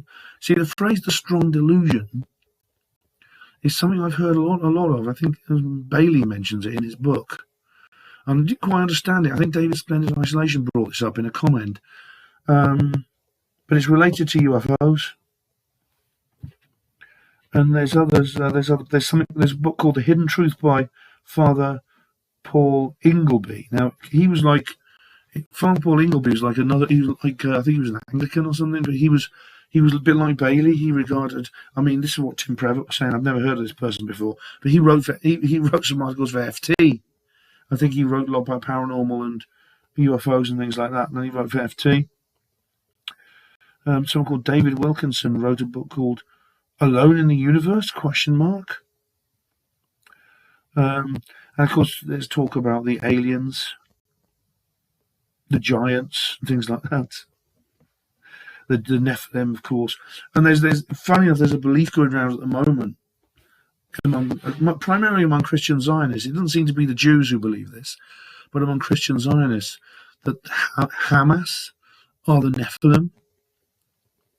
I mean, it's surprising that, of course, the Jews already have their own position on this because, of course, they were the target of the October the 7th massacre. And so they don't really need any extra theology or philosophy to when it comes to their enemies in Gaza. Yet, it seems Christian Zionists do, so they talk about this. The idea that Hamas are the Nephilim. Now, someone put their hand up. It was Dan, actually. He put his hand up, and he said something interesting. I'll have to talk to him some more about this, because I thought he was going to trot out the usual Mark Pilkington kind of line. This very fashionable idea that UFOs are a form of neo-mythology intended to launder more down-to-earth secrets such as spy planes. I've talked about this in great detail in various videos. I think it's incorrect. It's not true. If anything, I think we're dealing with some kind of elaborate double bluff.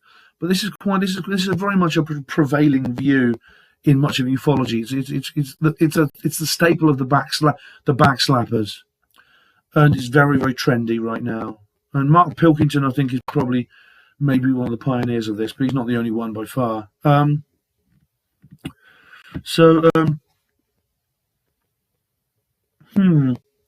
But you see, he said something like that. What was he said? He's such an intelligent guy, Dan, and he comes up with this remarkable. I'll have to talk to you some more about him. He said something about it was almost like an adaptation of that particular line, but it was like something related to Christianity and the church. And I can't remember what it was. I have to ask him later. Maybe I could do an interview with him on camera. That'd be something. Dan's he's a good guy. He's an adorable person, and it'd be great to get a vox pop with him. So maybe that's what I'll try to do today.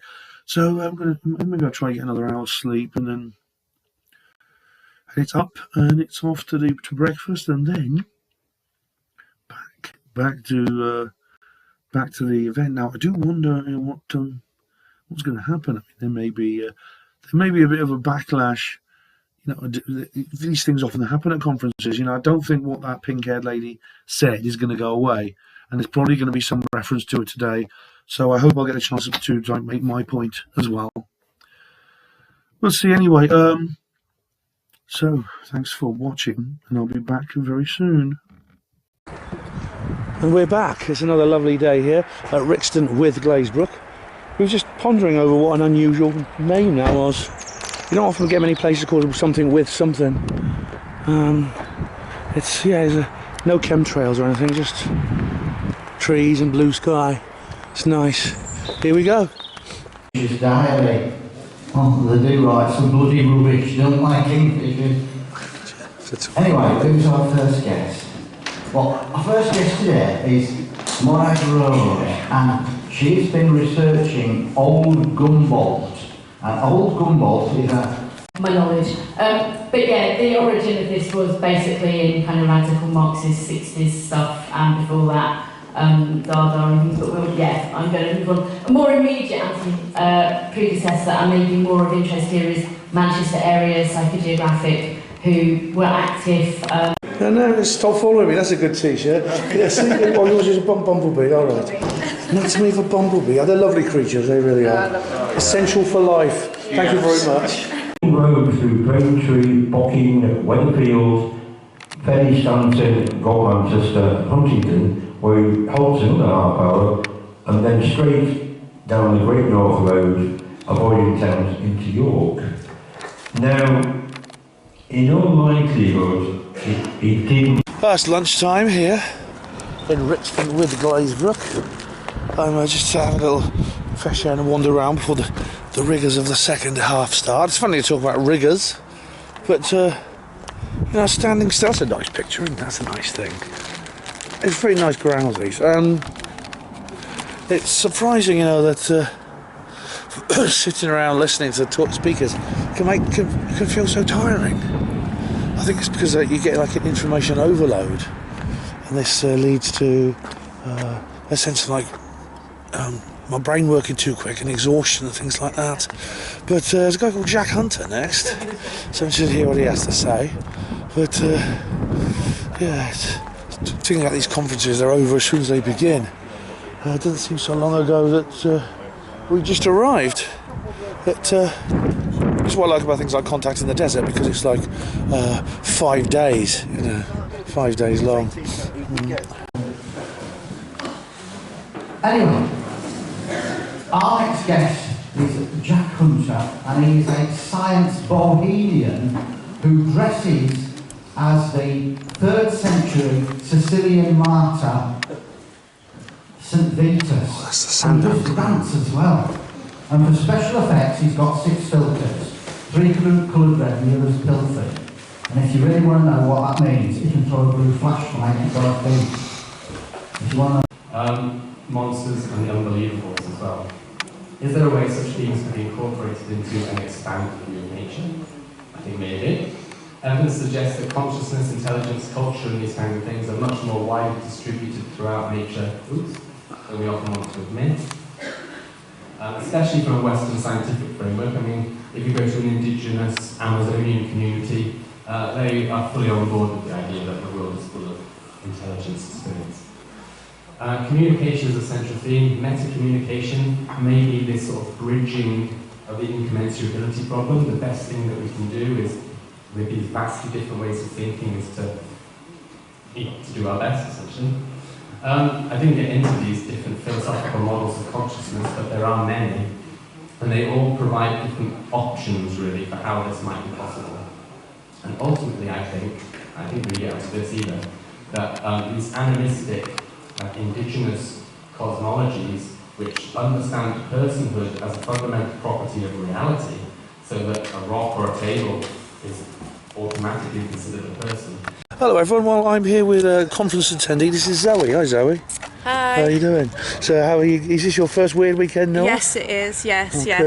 Are you enjoying yourself? Yeah, it's been good and I'm really glad I came here, and I've met some really interesting people, and I'm looking forward to going to my first Lapis meeting. Oh, you're going to that too? Oh great. Yeah. I've just introduced you to Janet and Paul who run it. Yeah.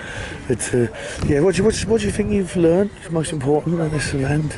I've learned a lot about like monsters, cryptozoology, and it's been really interesting. Especially, I really enjoyed the talk that's just been on with is he a professor or Dr. Jack Hunter? Yeah. Jack Hunter, and I found that really interesting, especially as I find like anything to do with high strangeness like really fascinating. He's probably one of the most interesting speakers. I can't work out which one is right now, but he's really fascinating stuff.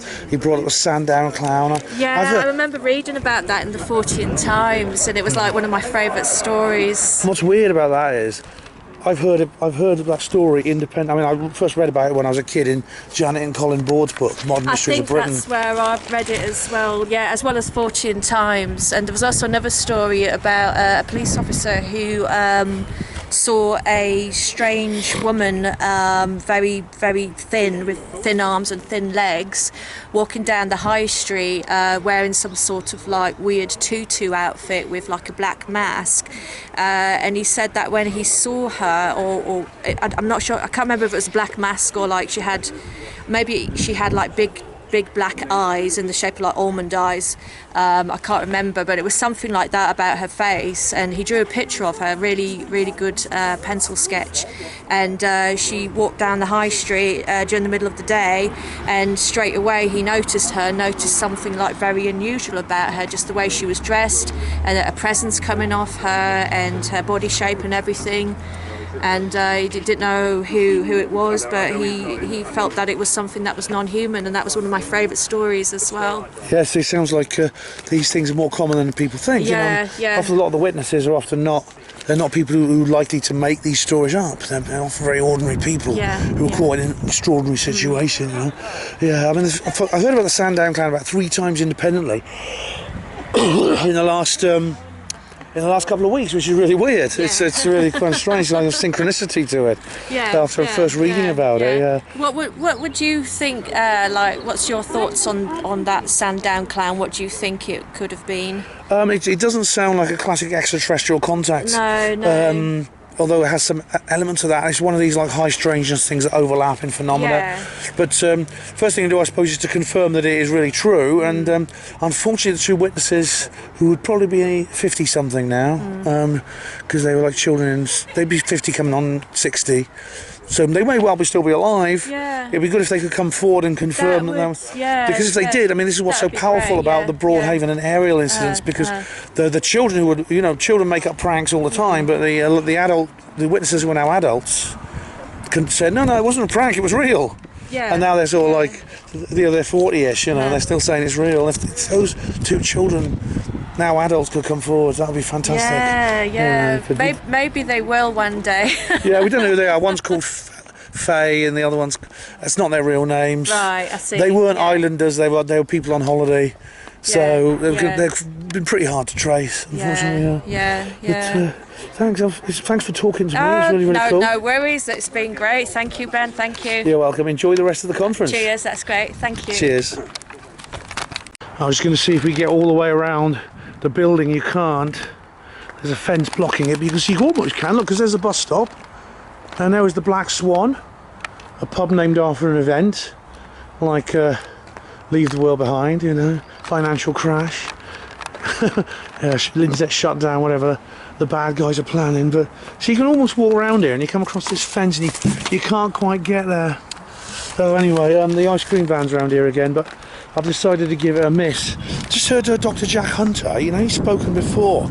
He's a sort of young, long-haired chap, a bit kind of hippie-ish. But he's clearly like very, very intelligent, very insightful. I would buy his book, but as I'll show you later when I do the souvenirs, I think I'm kind of booked up now.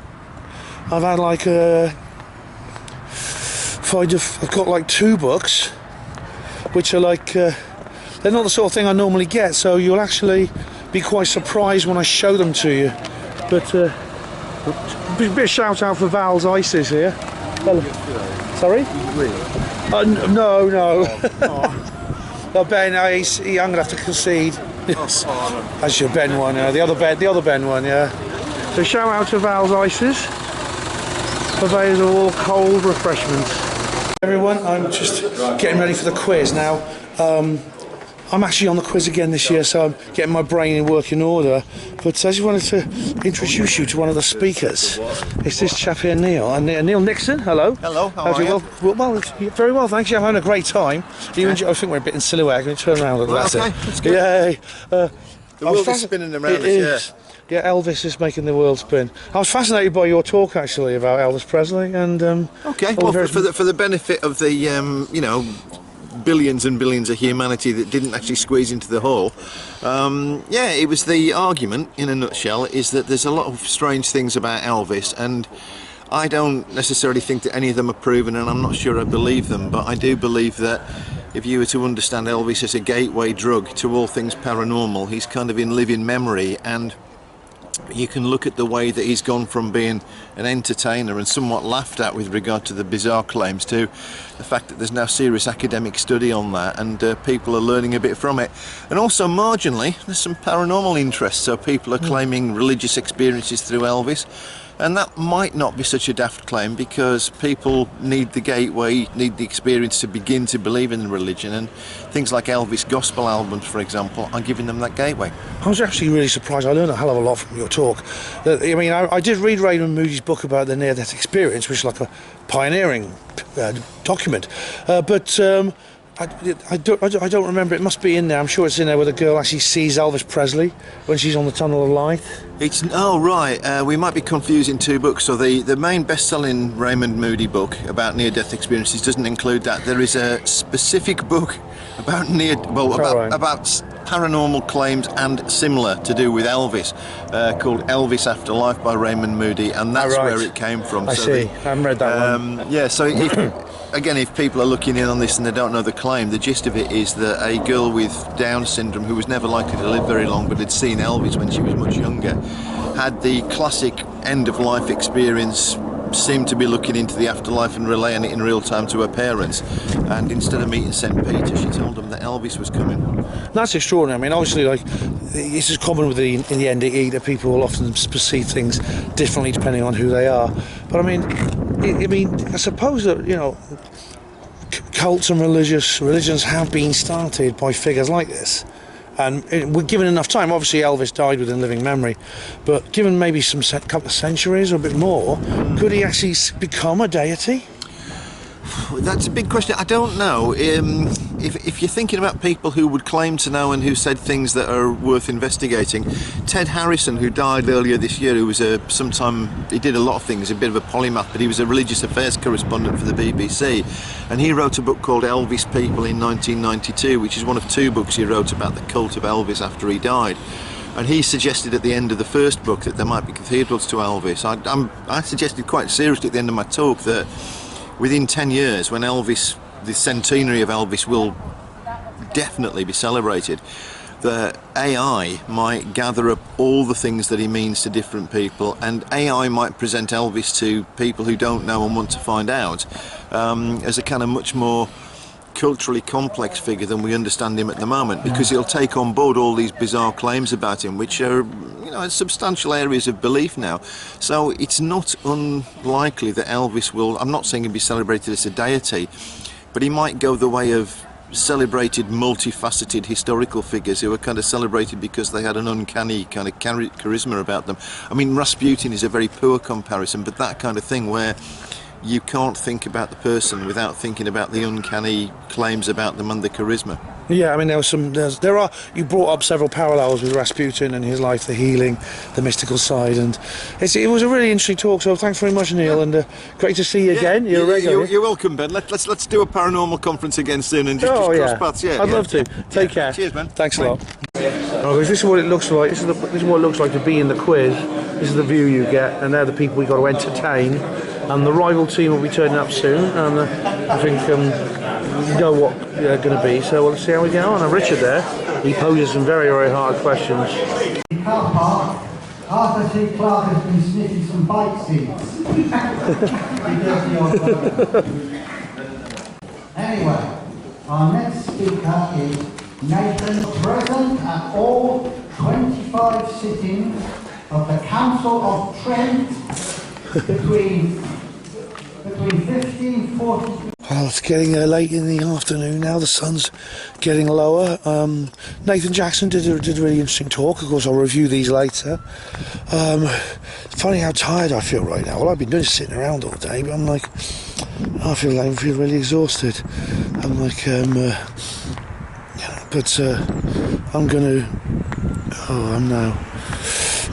going to be the raffle, and I think Jackie Tonks is doing a talk you're familiar with, so yeah, I'm looking forward to hear what she has to say. But here's the happy crowds of people. Yeah, it's been a good weekend. It's going to miss it, as always, when it's finished. Well, we're having Jackie up in a minute, and there's old Richard getting ready with the orang pendek. And it's It's the last talk's about to start. It's been quite a weekend. Glad I came. It's been good fun. And that's where we went down in a very cold January.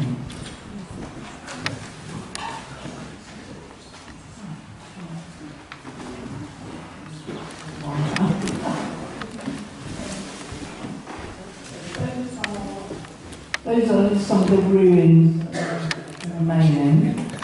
There's not that much of it, but there's sort of the bit that the dragon was seen in, just seen from initially, there's a bit more remaining of that. But I'll talk about the various bits of it. After a surprisingly robust finishing burst by Jackie Tonks and Richard Freeman, Weird Weekend 2025 is over. But of course it's not really over because everyone's going over the pub, so it'll only be over probably about midnight or just after, maybe even tomorrow morning. The funny thing about Black Swans, established 1667, right. I suppose the question has to arise, why are there pubs in England called the Black Swan? That is quite a common name. Because swans of course are white, aren't they? Not across the world, not everywhere. In Australia the swans are black, and I've been to Australia and I remember that. They look just like the swans in Britain except they're black. But in 1667 apparently no one knew Australia existed. It was discovered by Captain Cook sometime in the 18th century. So, and we didn't have any visiting Australian Aborigines either. So it's a theory that, because the reason that black swans appear on heraldry from that time period, there's a theory that it's satanic because it reverses the colours. So black becomes white, white becomes black. And that is actually black magic. It's actually a form of magic with a K, Aleister Crowley style. And that's why you get pubs called the Black Swan. Okay, we're leaving now, heading back to the hotel. Remember when I used to walk this, guys? Those are the days. Back at the hotel now, at the Premier Inn. And here we go, it's like, I'm just having a little walk around here. This is the Premier Inn here, Junction 21 of the M6. And I'm going to walk around here because I think this is where my room is. I can show you my room from the outside. Yeah. Just this is off the beaten track a bit. But it should be able to see it. There's a little pathway that runs along here. I think this is it actually, because my room's the last one along. But maybe not, because I didn't leave my curtains like that. Is it this one? I think it's this one. Yeah. Interesting. A bit of trivia for you there. And that little Scottish saltire in the sky is an indication that the chemtrails are back. Yeah. I haven't seen any chemtrails for quite a long time, but they seem to be back, which probably indicates a change in the weather is coming soon. Nice half moon up there. UFOs. No, I don't know about that. There's another one there.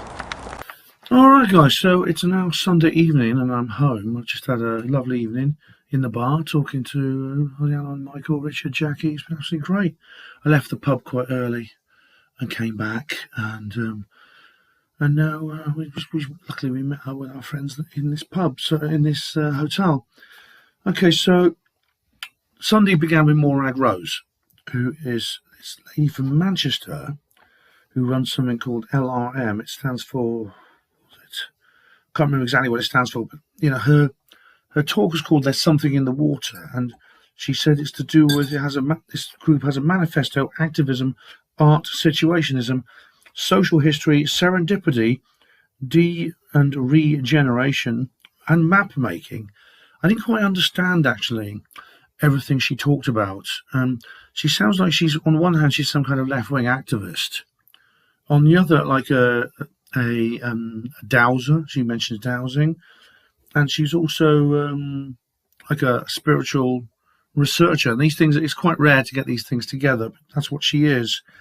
But she basically carries out like walking tours of Manchester, where she visits various places, and they do and they believe by walking in this area, and they say things like walking to open imagination. And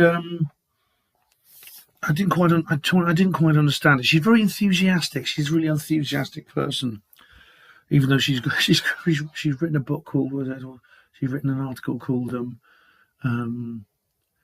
How to Walk in a Feminist Way, or something like that, which is a bit of a strange title, I must say. Have I written down the actual?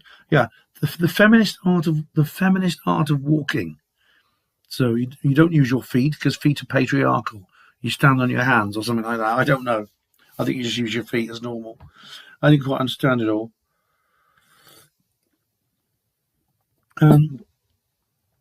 But she mentioned that John Dee, is the alchemist, is buried under the Corn Exchange, and there's paranormal activity at the bus station, and she's interested in all the waterways, the various waterways that Manchester are famous for, the canals and rivers. There's lots of myths and urban myths, such as ginny green tea. There's some kind of boggart, and she talks about boggarts a lot. Boggarts are it's a word for a kind of an ancient. It's kind of a word for a monster of some kind. It's where you get the word bogeyman. It comes from boggart. And so I'm just shutting down a few things here because they've started automatically. And ginny green tea is one of these boggarts. And she talks about Manchester, interesting things about Manchester. And some of these things rang a bell with me because one of my guilty pleasures is watching Charlie Veitch. And I can't stand the bloke, but I can't stop watching him.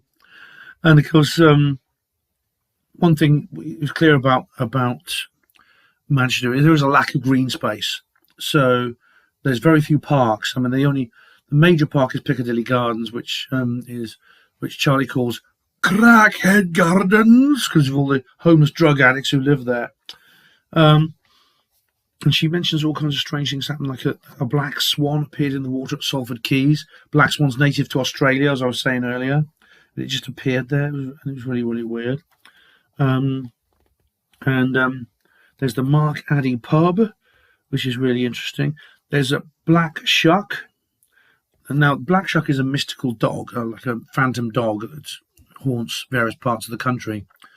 But apparently this was, there's one that was killed and buried at Blackfriars Bridge. This is a bridge that connects Manchester to Salford.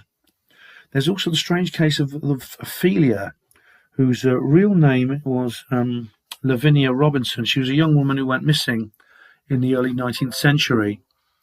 And she just disappeared and then they found her under the ice. It was a particularly bad winter. I think it was 1813, particularly bad winter. And they found her under the ice. But she was so well preserved and she was so beautiful that people came to watch her as she was underneath this transparent ice, which is like a really, really weird thing. And she mentions that her fiancé drowned himself because he was suspected of murdering her, which he didn't do. Very sad story. And she mentions, of course, the gay village, Canal Street, and of course, Cottagers Cove, as Charlie Veitch calls it, and the Manchester Pusher. Now, she doesn't believe in the Manchester Pusher. And like Glenn Vaudrey, she says it's simply a misunderstanding of statistics and the fact that that unfortunately there's violence there, which has been misinterpreted as something systemic. Although she says there are unsolved mysteries that need to be investigated, she said. But I don't know if you read Thomas Sheridan's work on this, because according to Thomas Sheridan, the Manchester Pusher was actually some kind of boggart, to use her language. Yeah, Morag talks about the bleeding buildings that shed blood. There are street names that are named after famous American Indians, like Sitting Bull, etc., etc. There's the Pomona Park. Now, Pomona is a goddess, and it's a bit of a mystery about that happened. But it was the site of freak shows where, people with all kinds of deformities would be sort of like shown off to the public, which in a kind of like a really ghoulish way, which in the Victorian times was kind of very, very in.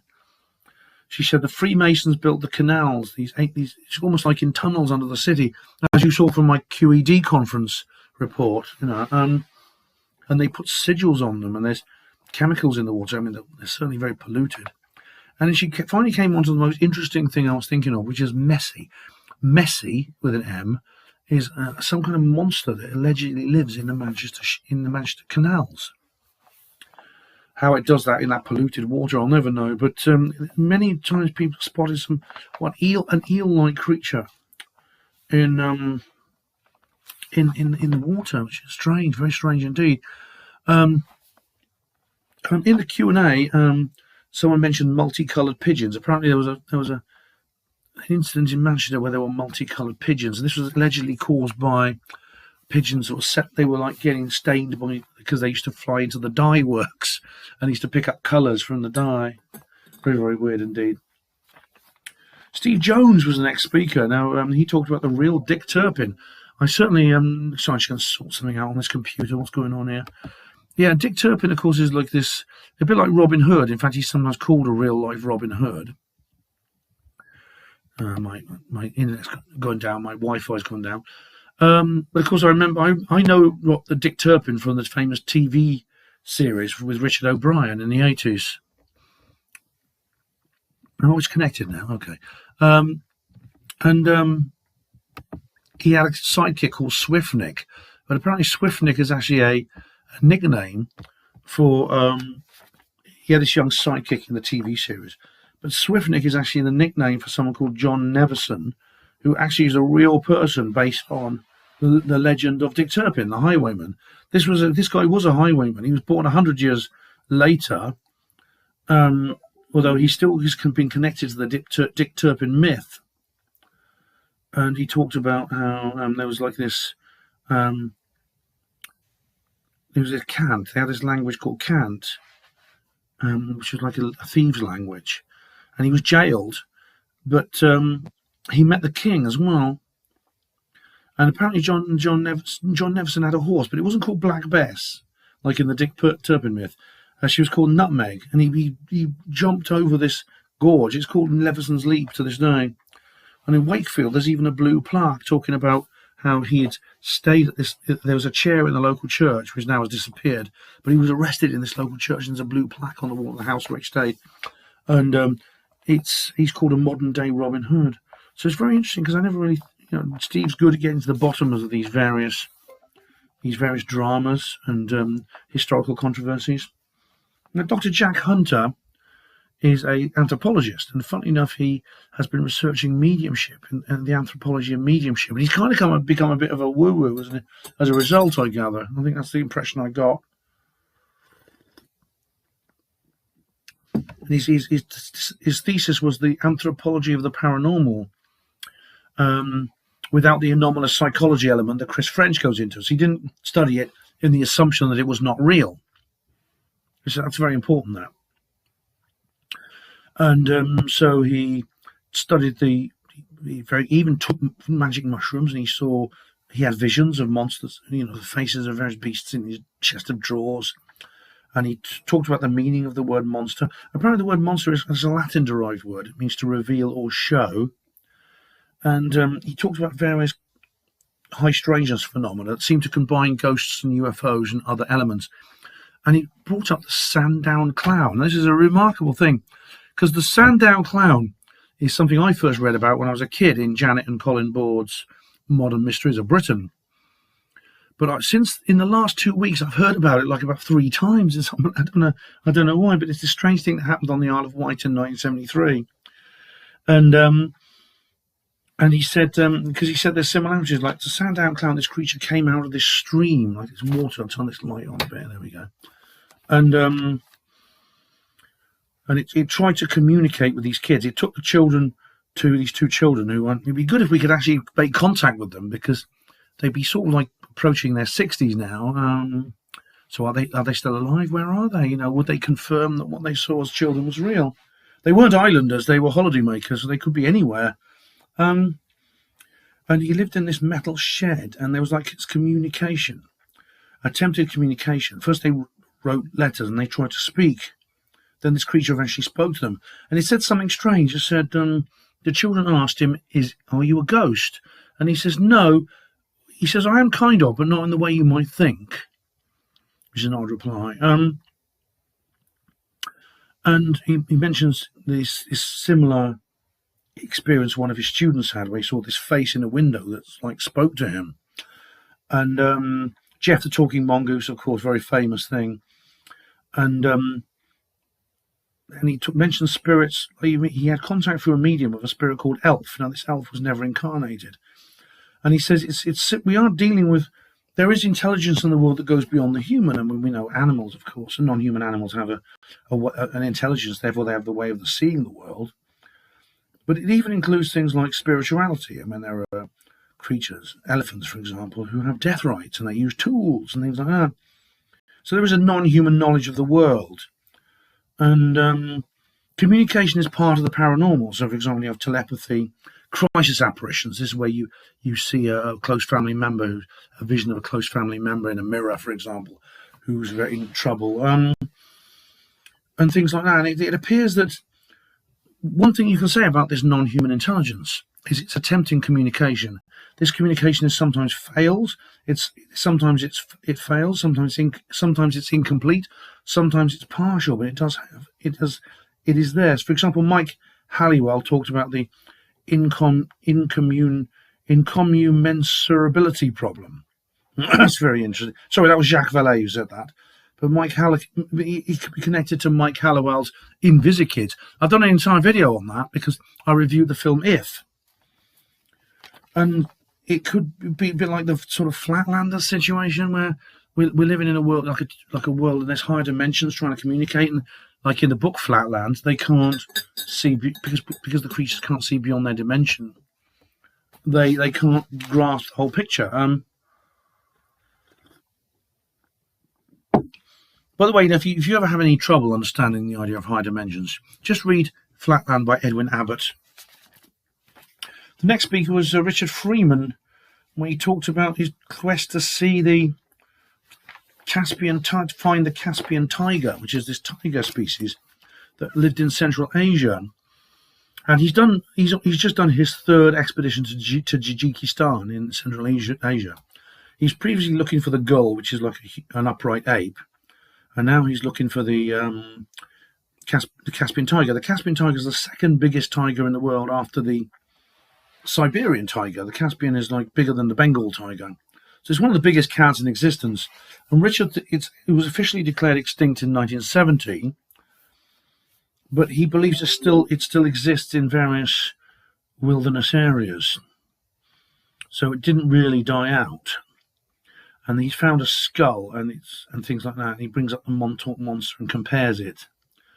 And he's tried Richard. I mean, I think they're limited. The CFZ and what they do is very limited in terms of budget. Therefore, the ability of their expeditions. But he's going to go back and have another go. But he set up trail cams and things like that. And he even bought a sheep from a farmer's market. And one of his friends slaughtered it. He called it Pumpernickel, which maybe he shouldn't have given it a name because one of the local guides slaughtered the sheep, and they ate some of it and they used some of the meat for the camera traps. And he mentions other creatures that were thought to be extinct, like the Bengal tiger was thought to be extinct in Bhutan, and now it's not. There are other creatures, and he also talked about zoo hybridization. Zoos work to crossbreed different creatures and create hybrids. So an interesting talk by Richard. Nathan Jackson, clever young chap who was very interested and talked about the mysterious world of Iceland. Iceland, a land of opposites, the land of fire and ice. Quite a new, 25 million years old. Makes it quite a new continental or a new land mass. 25 million years is not very old for a land mass. And it's on the mid-Atlantic ridge, very volcanic. Nobody knows when humans first arrived there. We know that the Irish and the Vikings settled it. Pythos in 385 BC visited an island in the Arctic which he called Thule. This ties in very much with the Rockall novel that I wrote, by the way. If you've not read it, it's free. You don't have to buy it. It's free online on Ben's bookcase. But according to him, there was some kind of indigenous population there before the Vikings and the Irish arrived. Where they came from, no one knows. To what language did they speak? What were they like? Are their descendants still alive today? But a lot of Icelanders believe in things like trolls, cryptids, and they have a lot of Denisovan DNA. So it's a very sort of inbred population. They have there's not much genetic diversity, and the Denisovans are like ancient humanoids, and the Icelanders are descended from them. And there's all kinds of creatures like the shore laddie, which could be some kind of sheep. It's also described as looking like a seal or a small bear. There's the shell monster, which is like an armadillo. It has toxic blood, apparently, which reminds me of the Grendel in Beowulf. And it's very difficult to kill. It's very threatening. There's the king of bears, which is like a king, it's like a bear which has like red fur on its cheeks and has like a unicorn horn on its forehead. Really very strange thing. And there's the Nika horse, which is a shape-shifting horse, like a Scottish Kelpie, and it has reversed hooves. And the reverse limbs thing is very common in Icelandic mythology. There's the Skugbaldur and the Scoffin, which are like hybrid fox-cat creatures. Again, very dangerous, and they have a deadly gaze. They can hypnotize people. And there's the Lagasflot, which is a kind of worm or lake monster. The Offogang and Lodislinnigur, and the Venusfin. Now there's all these kinds of fish and lake monster creatures. There's birds which live like ducks in the hot springs. The Selamulla Flidurmelor, which are giant fish, bigger than whales. One of them is so big it's often mistaken for an island, covered in seaweed. There's the Ilfveli as well, which are evil whales. These are the whales that can grow to huge sizes, bigger than the blue whale, and they attack ships and they attack swimmers and things like this. And some are even amphibious. They can crawl onto the land, they're like giant seals. Zooiform phenomena. These are like, some of them may be like creatures that they look like animals, but they're actually supernatural. And the Huddle folk. Now the Huddle folk are they're like these very tall, thin, blonde-haired, blue-eyed creatures. I think they're the alien Nordics. They appear human, but they can reach other worlds. And there are elves and trolls and various places. What they do is that even when they're building roads, the Icelanders will respect the territory of the elves and the fairies, and they'll actually go round them. There's a creature that's descended from Adam and Eve, not from Adam and Eve, Adam and Lilith. Lilith is allegedly this. Is allegedly the first wife of Eve, or the mistress of Eve. And there's a troll. Now, one of them is a name that must not be spoken. And she's this horrible witch. If you speak her name, and Nathan did put it up on the screen, the name in written form, misfortune will befall you. She has 13 children, and they often appear at Christmas time. And these are kind of anti-Santas, because they steal food and things like that. And they sometimes milk the cows and steal the milk and things like that. They steal food left over. Some of them will literally steal food from your storeroom. So they're like, this is what I mean, they're like Santa's elves, but they have the opposite effect. They're not benevolent, they are malevolent. The final speaker was Jackie Tonks, and she was supported by Richard, and she talked about the Waverley Abbey Dragons. This is interesting because there's a new On the Track episode about this, which I haven't seen, because On the Track is the CFZ's YouTube videos, and it's really good. I don't watch every single one religiously, but I mean, I do watch them occasionally, and I'm going to have to watch this one. But this happened apparently in January last year. A ghost hunting club were at the Waverley Abbey in Surrey, which is an ancient abbey and stately home. Very ancient. There's these old yew trees, and there's monoliths and things like that. And it used to be a hospital. It was a wartime hospital, and it was a care home. A lot of dark energy there, things like that. And then they got a Facebook message from some ghost hunters who said they saw a dragon. And Richard and Jackie have gone there, and they have interviewed the witnesses. And I've got to see this on the track, I really do. They describe it as having there's more than one. One had a 30-foot wingspan and an arrowhead tail, almost like a classic dragon, with 4 legs and a separate wings. And Richard said this is a really ancient archetype, and it even appears on ancient cave paintings in Africa. The dragon, these snakes, winged snakes, and things like that. Apparently, there were two smaller ones with a wingspan of 10 feet, black or dark brown. When the light shone on them, they were silver, no feathers. They landed on the ruins of the abbey. They landed in the tree, and it's interesting to see if there's any damage to the tree. And the local waterfowl responded to it, like the ducks and geese started quacking and going crazy when these things appeared. And there's several theories about what this might be. It could be priming. It could be that they were primed to feel this way. It could be misconception of other objects. It's a dark sky. Were they able to judge properly? It could be a projection using a laser or spotlight. Maybe a bat that appeared in the spotlight and looked bigger. Or maybe Project Bluebeam. You never know. Richard and Jackie didn't say that. That's me. Apparently Game of Thrones was filmed nearby, which has dragons in it. And maybe maybe a tulpa caused by people thinking about dragons, because some episodes of Game of Thrones were filmed nearby. Or was it a misidentification of a bird? I mean, I mentioned the waterfowl. There was a heron that was seen flying over there. Herons are big birds with wide wingspans. I've seen them in Oxford. But then, the witnesses say that's not what it was. Or was it a real genetic memory? And Richard talks about this.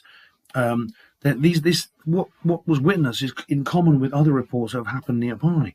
And Richard has written a book about this, which I read before I even knew him. I read this book. It's a global monster template. In the questions and answer sessions, people were saying, "Well, is there any? Did they take photos?" And they didn't. They didn't think to get out. Someone tried to take a photo. It didn't come out well on their mobile phone. Richard thinks it can't be biological. It can't be an animal. It must be something supernatural, which is, let's face it, it's quite likely because it's not aerodynamic. You know what I mean? But I'm going to watch the latest on the track on YouTube. It's at the Centre for Fortean Zoology YouTube channel, and apparently there's going to be an episode of Uncanny about it. Uncanny is the TV show is presented by that man I thought was very irritating, somebody Robbins. But this is something I will watch. I will watch this one because it is fascinating stuff. Yeah, generally good quality speakers again. Highlights, I don't know. I thought the commies and aliens and Nephilim guy was pretty good. Very thought-provoking. I like John Jack Hunter as well. But the dragon thing was really good. I mean, I'm not sure I could choose a best speaker from this conference. Obviously, the quiz was great fun, even though we didn't win. We got close. It was 7-5 in the end. The other team won. But, yeah. So all in all, it's been a good second day of content on this particular Weird Weekend North 2025. And thanks to everyone who took part and made it happen. Well, good morning, everyone. It's Monday morning. I'm here having breakfast in this little restaurant. I've got Richard over there, who you know very well. And I'm just having a cup of plant-based tea. This is a bit weird now. Alan made me aware of this. PG Tips now says it's plant-based tea. That's an odd thing to use. I mean, is there meat-based tea anywhere? I mean, why are they saying that? Being a conspiracy theorist, I've a suspicious feeling it's something Davos related. Anyway, you people in the comments section can tell me if you have any ideas. Okay guys, this is the bit you've all been waiting for, Souvenirs. Now this part of the video actually is, I know a lot of you find it very entertaining, but it actually has a practical purpose, and that is to make sure I have all my belongings together so I don't leave anything behind. So it's kind of like a checklist. So to begin with the schedule, which I don't need anymore really, I'm going to leave that behind. It's a list of all the speakers there, so I'll leave that behind. Now this here is an advert for the Lapis conference. Here we are. So oh god, I really want to go to that. It's not till November. Oh yeah, but that looks really, really good.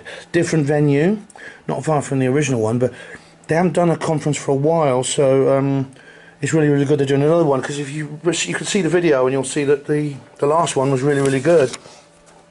This is my wind-up turd. Well, actually, it is actually a Yeti. It's actually a wind-up Yeti. You do like that, and its feet move, and it kind of walks, so it's supposed to walk. That's my runner-up prize, or in other words, a loser's prize, for the quiz. This is my Truth Seekers Northeast notebook, which I've still got. It's still only about half full, so it's a couple more years left in that. This is Dante's Inferno. This is the comic book version by Hunt Emerson and Kevin Jackson. And Hunt signed it for me here. I can show you. I've read a bit of this last night. So he signed it for me before pen, and he drew a little quick Hunt original there. You see. So I've got. It's really quite funny. It's like a comedy sort of comic book version. And here's another one. The Lives of the Great Occultists. Again, Kevin Jackson and Hunt Emerson, with my lookalike, Alistair Crowley, from the pages of the Fortean Times. And of course he signed it as well, did a little like elephant-nosed man. That's Hunt, and that's Kevin, and he's done little pictures of himself. This is my advert for Strange Days Festival of Fortean. This looks good. This is in the Barge Inn, the campsite. Yeah, which is really good. I remember bases at the Barge. I've camped there before. It's brilliant. It's got all these people. Richard Freeman, you recognise. Ian Simmons we had today. John Dowles, yeah. And Jackie Thompson speaking. And Brian Blessed. Gordon's alive. An actor, very famous actor. He's also a real woo-woo. He's on our side, man, especially when it comes to cryptozoology. So that'll be good if I can get to that. Here's a copy of the Fortean Times, which I've been reading. That's my sort of like journey reading material. And this is another one which I've sort of half finished. I've got a bookmark in there. So that's another Fortean Times. In here there are Nexi. I won't bother getting them out, but it's basically Nexus magazines. Again, reading material in there. That's my toothbrush.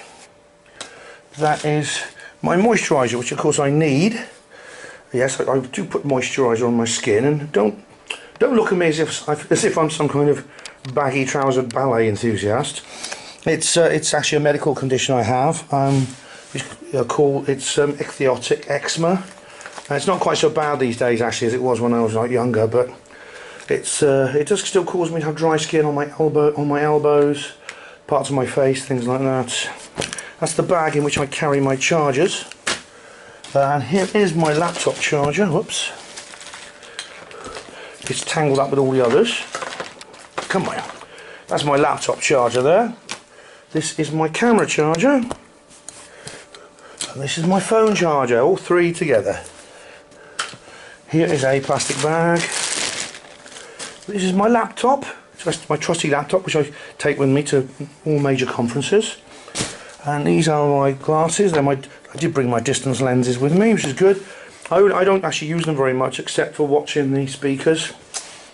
And this is my pen, which I use for writing the notes. And this is my spare pen, which I'll take over once the first one's finished. So that was this particular expedition's souvenirs. Alright guys, it's always time to head for home. I'm sitting by the window. I've got the window curtains open, which I couldn't really open before. See, I like to walk around in my undies when I'm in a hotel room, and if I've got the window open, people can see in if you're on the ground floor. That's the downside of being on the ground floor. On the positive side, if there's a fire, you can get out quite easily. I'm just sitting here in the hotel room. Now, I've got to say, this is my Karen moment. This hotel is not the best Premier Inn in the world. And it's not the fault of the staff who are here. They've tried their damnedest, but there's not enough of them. And like when we arrived, it took us like half an hour to book in. They messed up Rhiannon and Michael's booking completely, because they were going to stay for Saturday and Sunday. They decided to book an extra day Monday, and they tried to amalgamate the two bookings. And Rhiannon phoned up and they checked it. They said it was fine.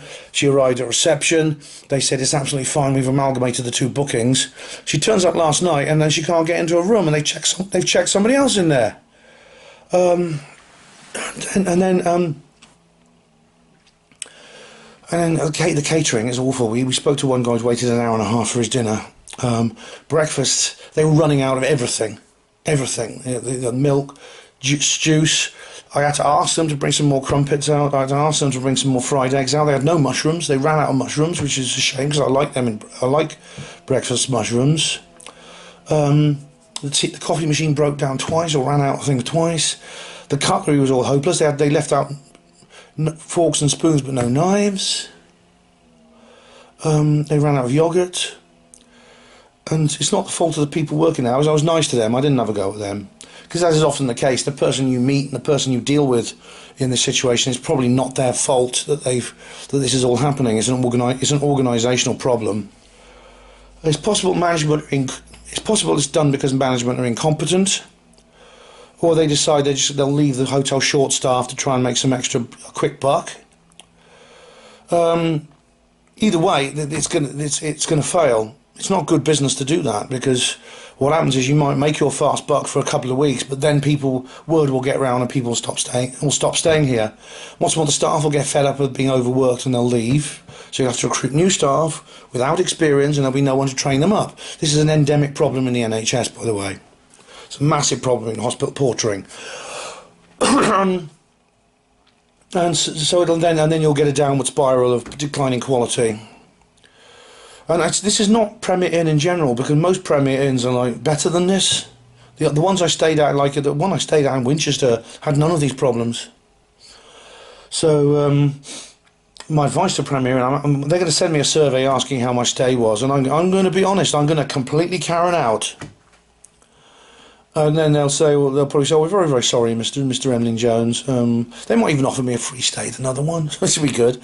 Maybe I'll stay at one for an upcoming conference, perhaps. And so, but this is a real problem. This is a real issue. I think it's a real problem here in this particular place. I mean, when we come back next year, hopefully they'll have solved it. Because I mean, it is a very convenient location if you're actually if you're actually going to the conference. This is a very convenient location to be. You're literally within walking distance, just about. Certainly, if you're a hospital porter, it's walking distance from Wrexham and Glazebrook. If you're driving, it's like this 10 minutes drive. So yeah. But so generally speaking, this hotel is below normal standards. And I demand to speak to the manager. The problem is the manager's not there because he's off sick or on holiday, and no one's bothered to replace him. That sort of thing. Okay, so I'm now waiting for the troops to gather, and we'll hit the trail on our way back to the beach.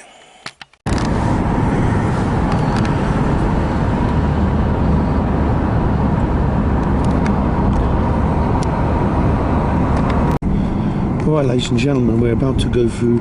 We've been on the M6 toll road, and we're now going to go through the turnpike here, and it's completely cashless, and it's a bit sinister. This I'll show you when we get there. But you go into there's these toll booths here, and they don't let you through. What happens to you if you get this far and you haven't got the money? I don't know. I think they probably crush your car with you in it. They take you and they process your organs. Yeah, that's it, yeah. You have to give up at least a kidney for every £1 you're short on your toll. So if you're £2 short, you lose both and you die. So here we are. This is the place, and the toll booths have darkened windows, so they don't want you to see the reptilians inside. I don't know what this symbol above means. It's probably some app you use for going through the toll. It's wireless Wi-Fi. Oh, I see. Yeah. And so this is all a bit New World Ordery, you know, where you're queuing up for the barriers. You have to go through the barriers. It's not like in Close Encounters, do you remember where they go through the state line and this orb follows, this van goes through and the orb follows them. Do you remember that scene in Close Encounters? It makes me think a bit of that. But it's not exactly the same. Look, here's the M6 toll. It tells you the rules here. Pay contactless card, or phone or smart devices. But you cannot, repeat, cannot pay with cash. Here we go. There's a lot of people. Who's in? You can't see inside this toll booth. There's all kinds of warning signs of various kinds. Okay, we're free. We made it. Let's make a run for it before they catch us. Okay, we're right next to a Janet coach. I can't see through the tinted windows. I don't know if there's aliens in there. I was talking to someone who knows about the military and says that these are sometimes used by the military. But they're also sometimes used to transport migrants and things like that. So, even when they're not being used for aliens, going to port them down, they're still sometimes used for sinister purposes. So, there's your Janet coach, guys. Hello everyone, welcome to Pear Tree Services, just north of Oxford. This is where I started this adventure with Michael and Rhiannon, and this is where it ends. Right, I thought I'd show you around here. This is Pullen's Lane in Oxford. It's actually part of Oxford I've hardly ever visited, even though I live here. It's very out of the way. In fact, I've taken a detour to show it to you. There's some big posh houses along here. It's a very upmarket part, Headington here. But there's some university institutions as well. Very sort of like grand and kind of a very nice place. It's a quiet road here, no pavements. And there are some areas which are university property, and they appear to be very heavily guarded. There's high locked gates and things like that. See if I can find one. I think there's one coming up here. It's as if they have some hidden purpose, so they're away from the rest of the university. Reminds me of a little place near Peasmore. Here, this is a good example here. There's big hedges there so you can't see in. Locked gate. Some of these are obviously private buildings where individuals live. Others are more secure.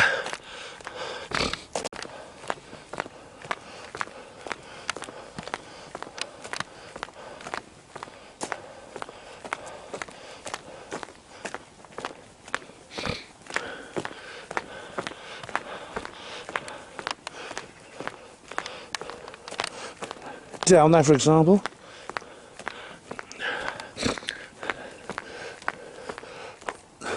Why no smoking? It's open air.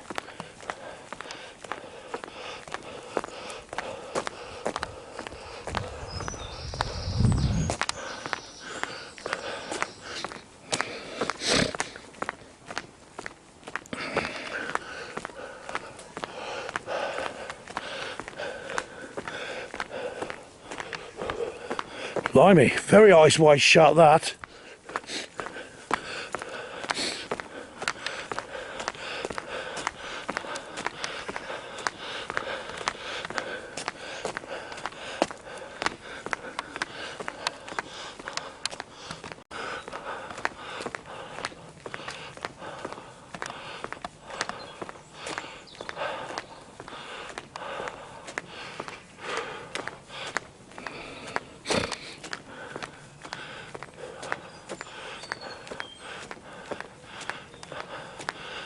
Blimey.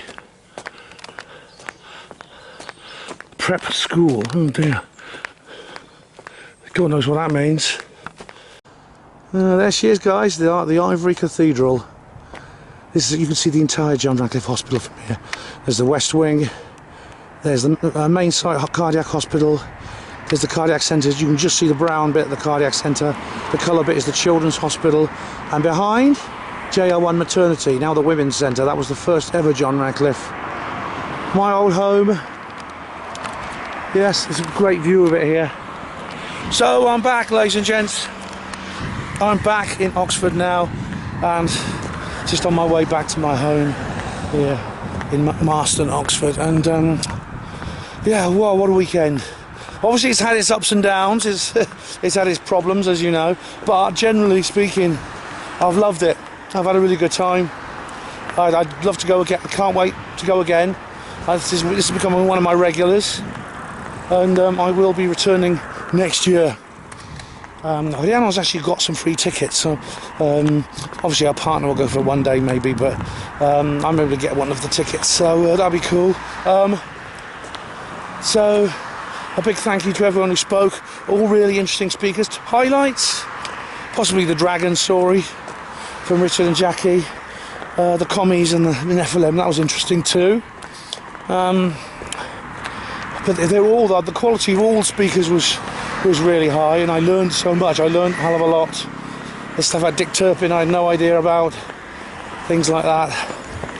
Oh. So I've come back from it. Sad to obviously post-conference blues, etc., which is not as bad as it used to be, but I'm thinking, back to normal life, but not for long. There's more coming up. In fact, within the next 2 weeks I've got at least 2 events planned, which I will be covering on Japan TV, which will take me away from home, which is great. And there's other things coming. That's Contact in the Desert, now less than 2 months till that. And also, I think Miles is organising another conference, and of course in the autumn there's a couple of good ones coming up too, plus everything in between. And don't forget the Cynthia's watch party idea. I think, I've decided on a movie for this year. I'll do the introduction video probably with a lot of good notice. So lots coming up on Japanmo TV. So big thank you to everyone who made this happen. Special thanks to Rihanna and Michael for their support and for their friendship and for their company. Richard and Jackie and everyone else. Thanks to Glenn, Kerry and everyone else who organised it. And to all the speakers who spoke, who gave their time to provide this really, really interesting event. For all the people who came along and watched and shared this experience with me in the audience, thank you very much indeed. And of course, thank you Japanmo TV viewers, as always, for watching. Hospital Porter's pride and dignity. Stop the New World Order.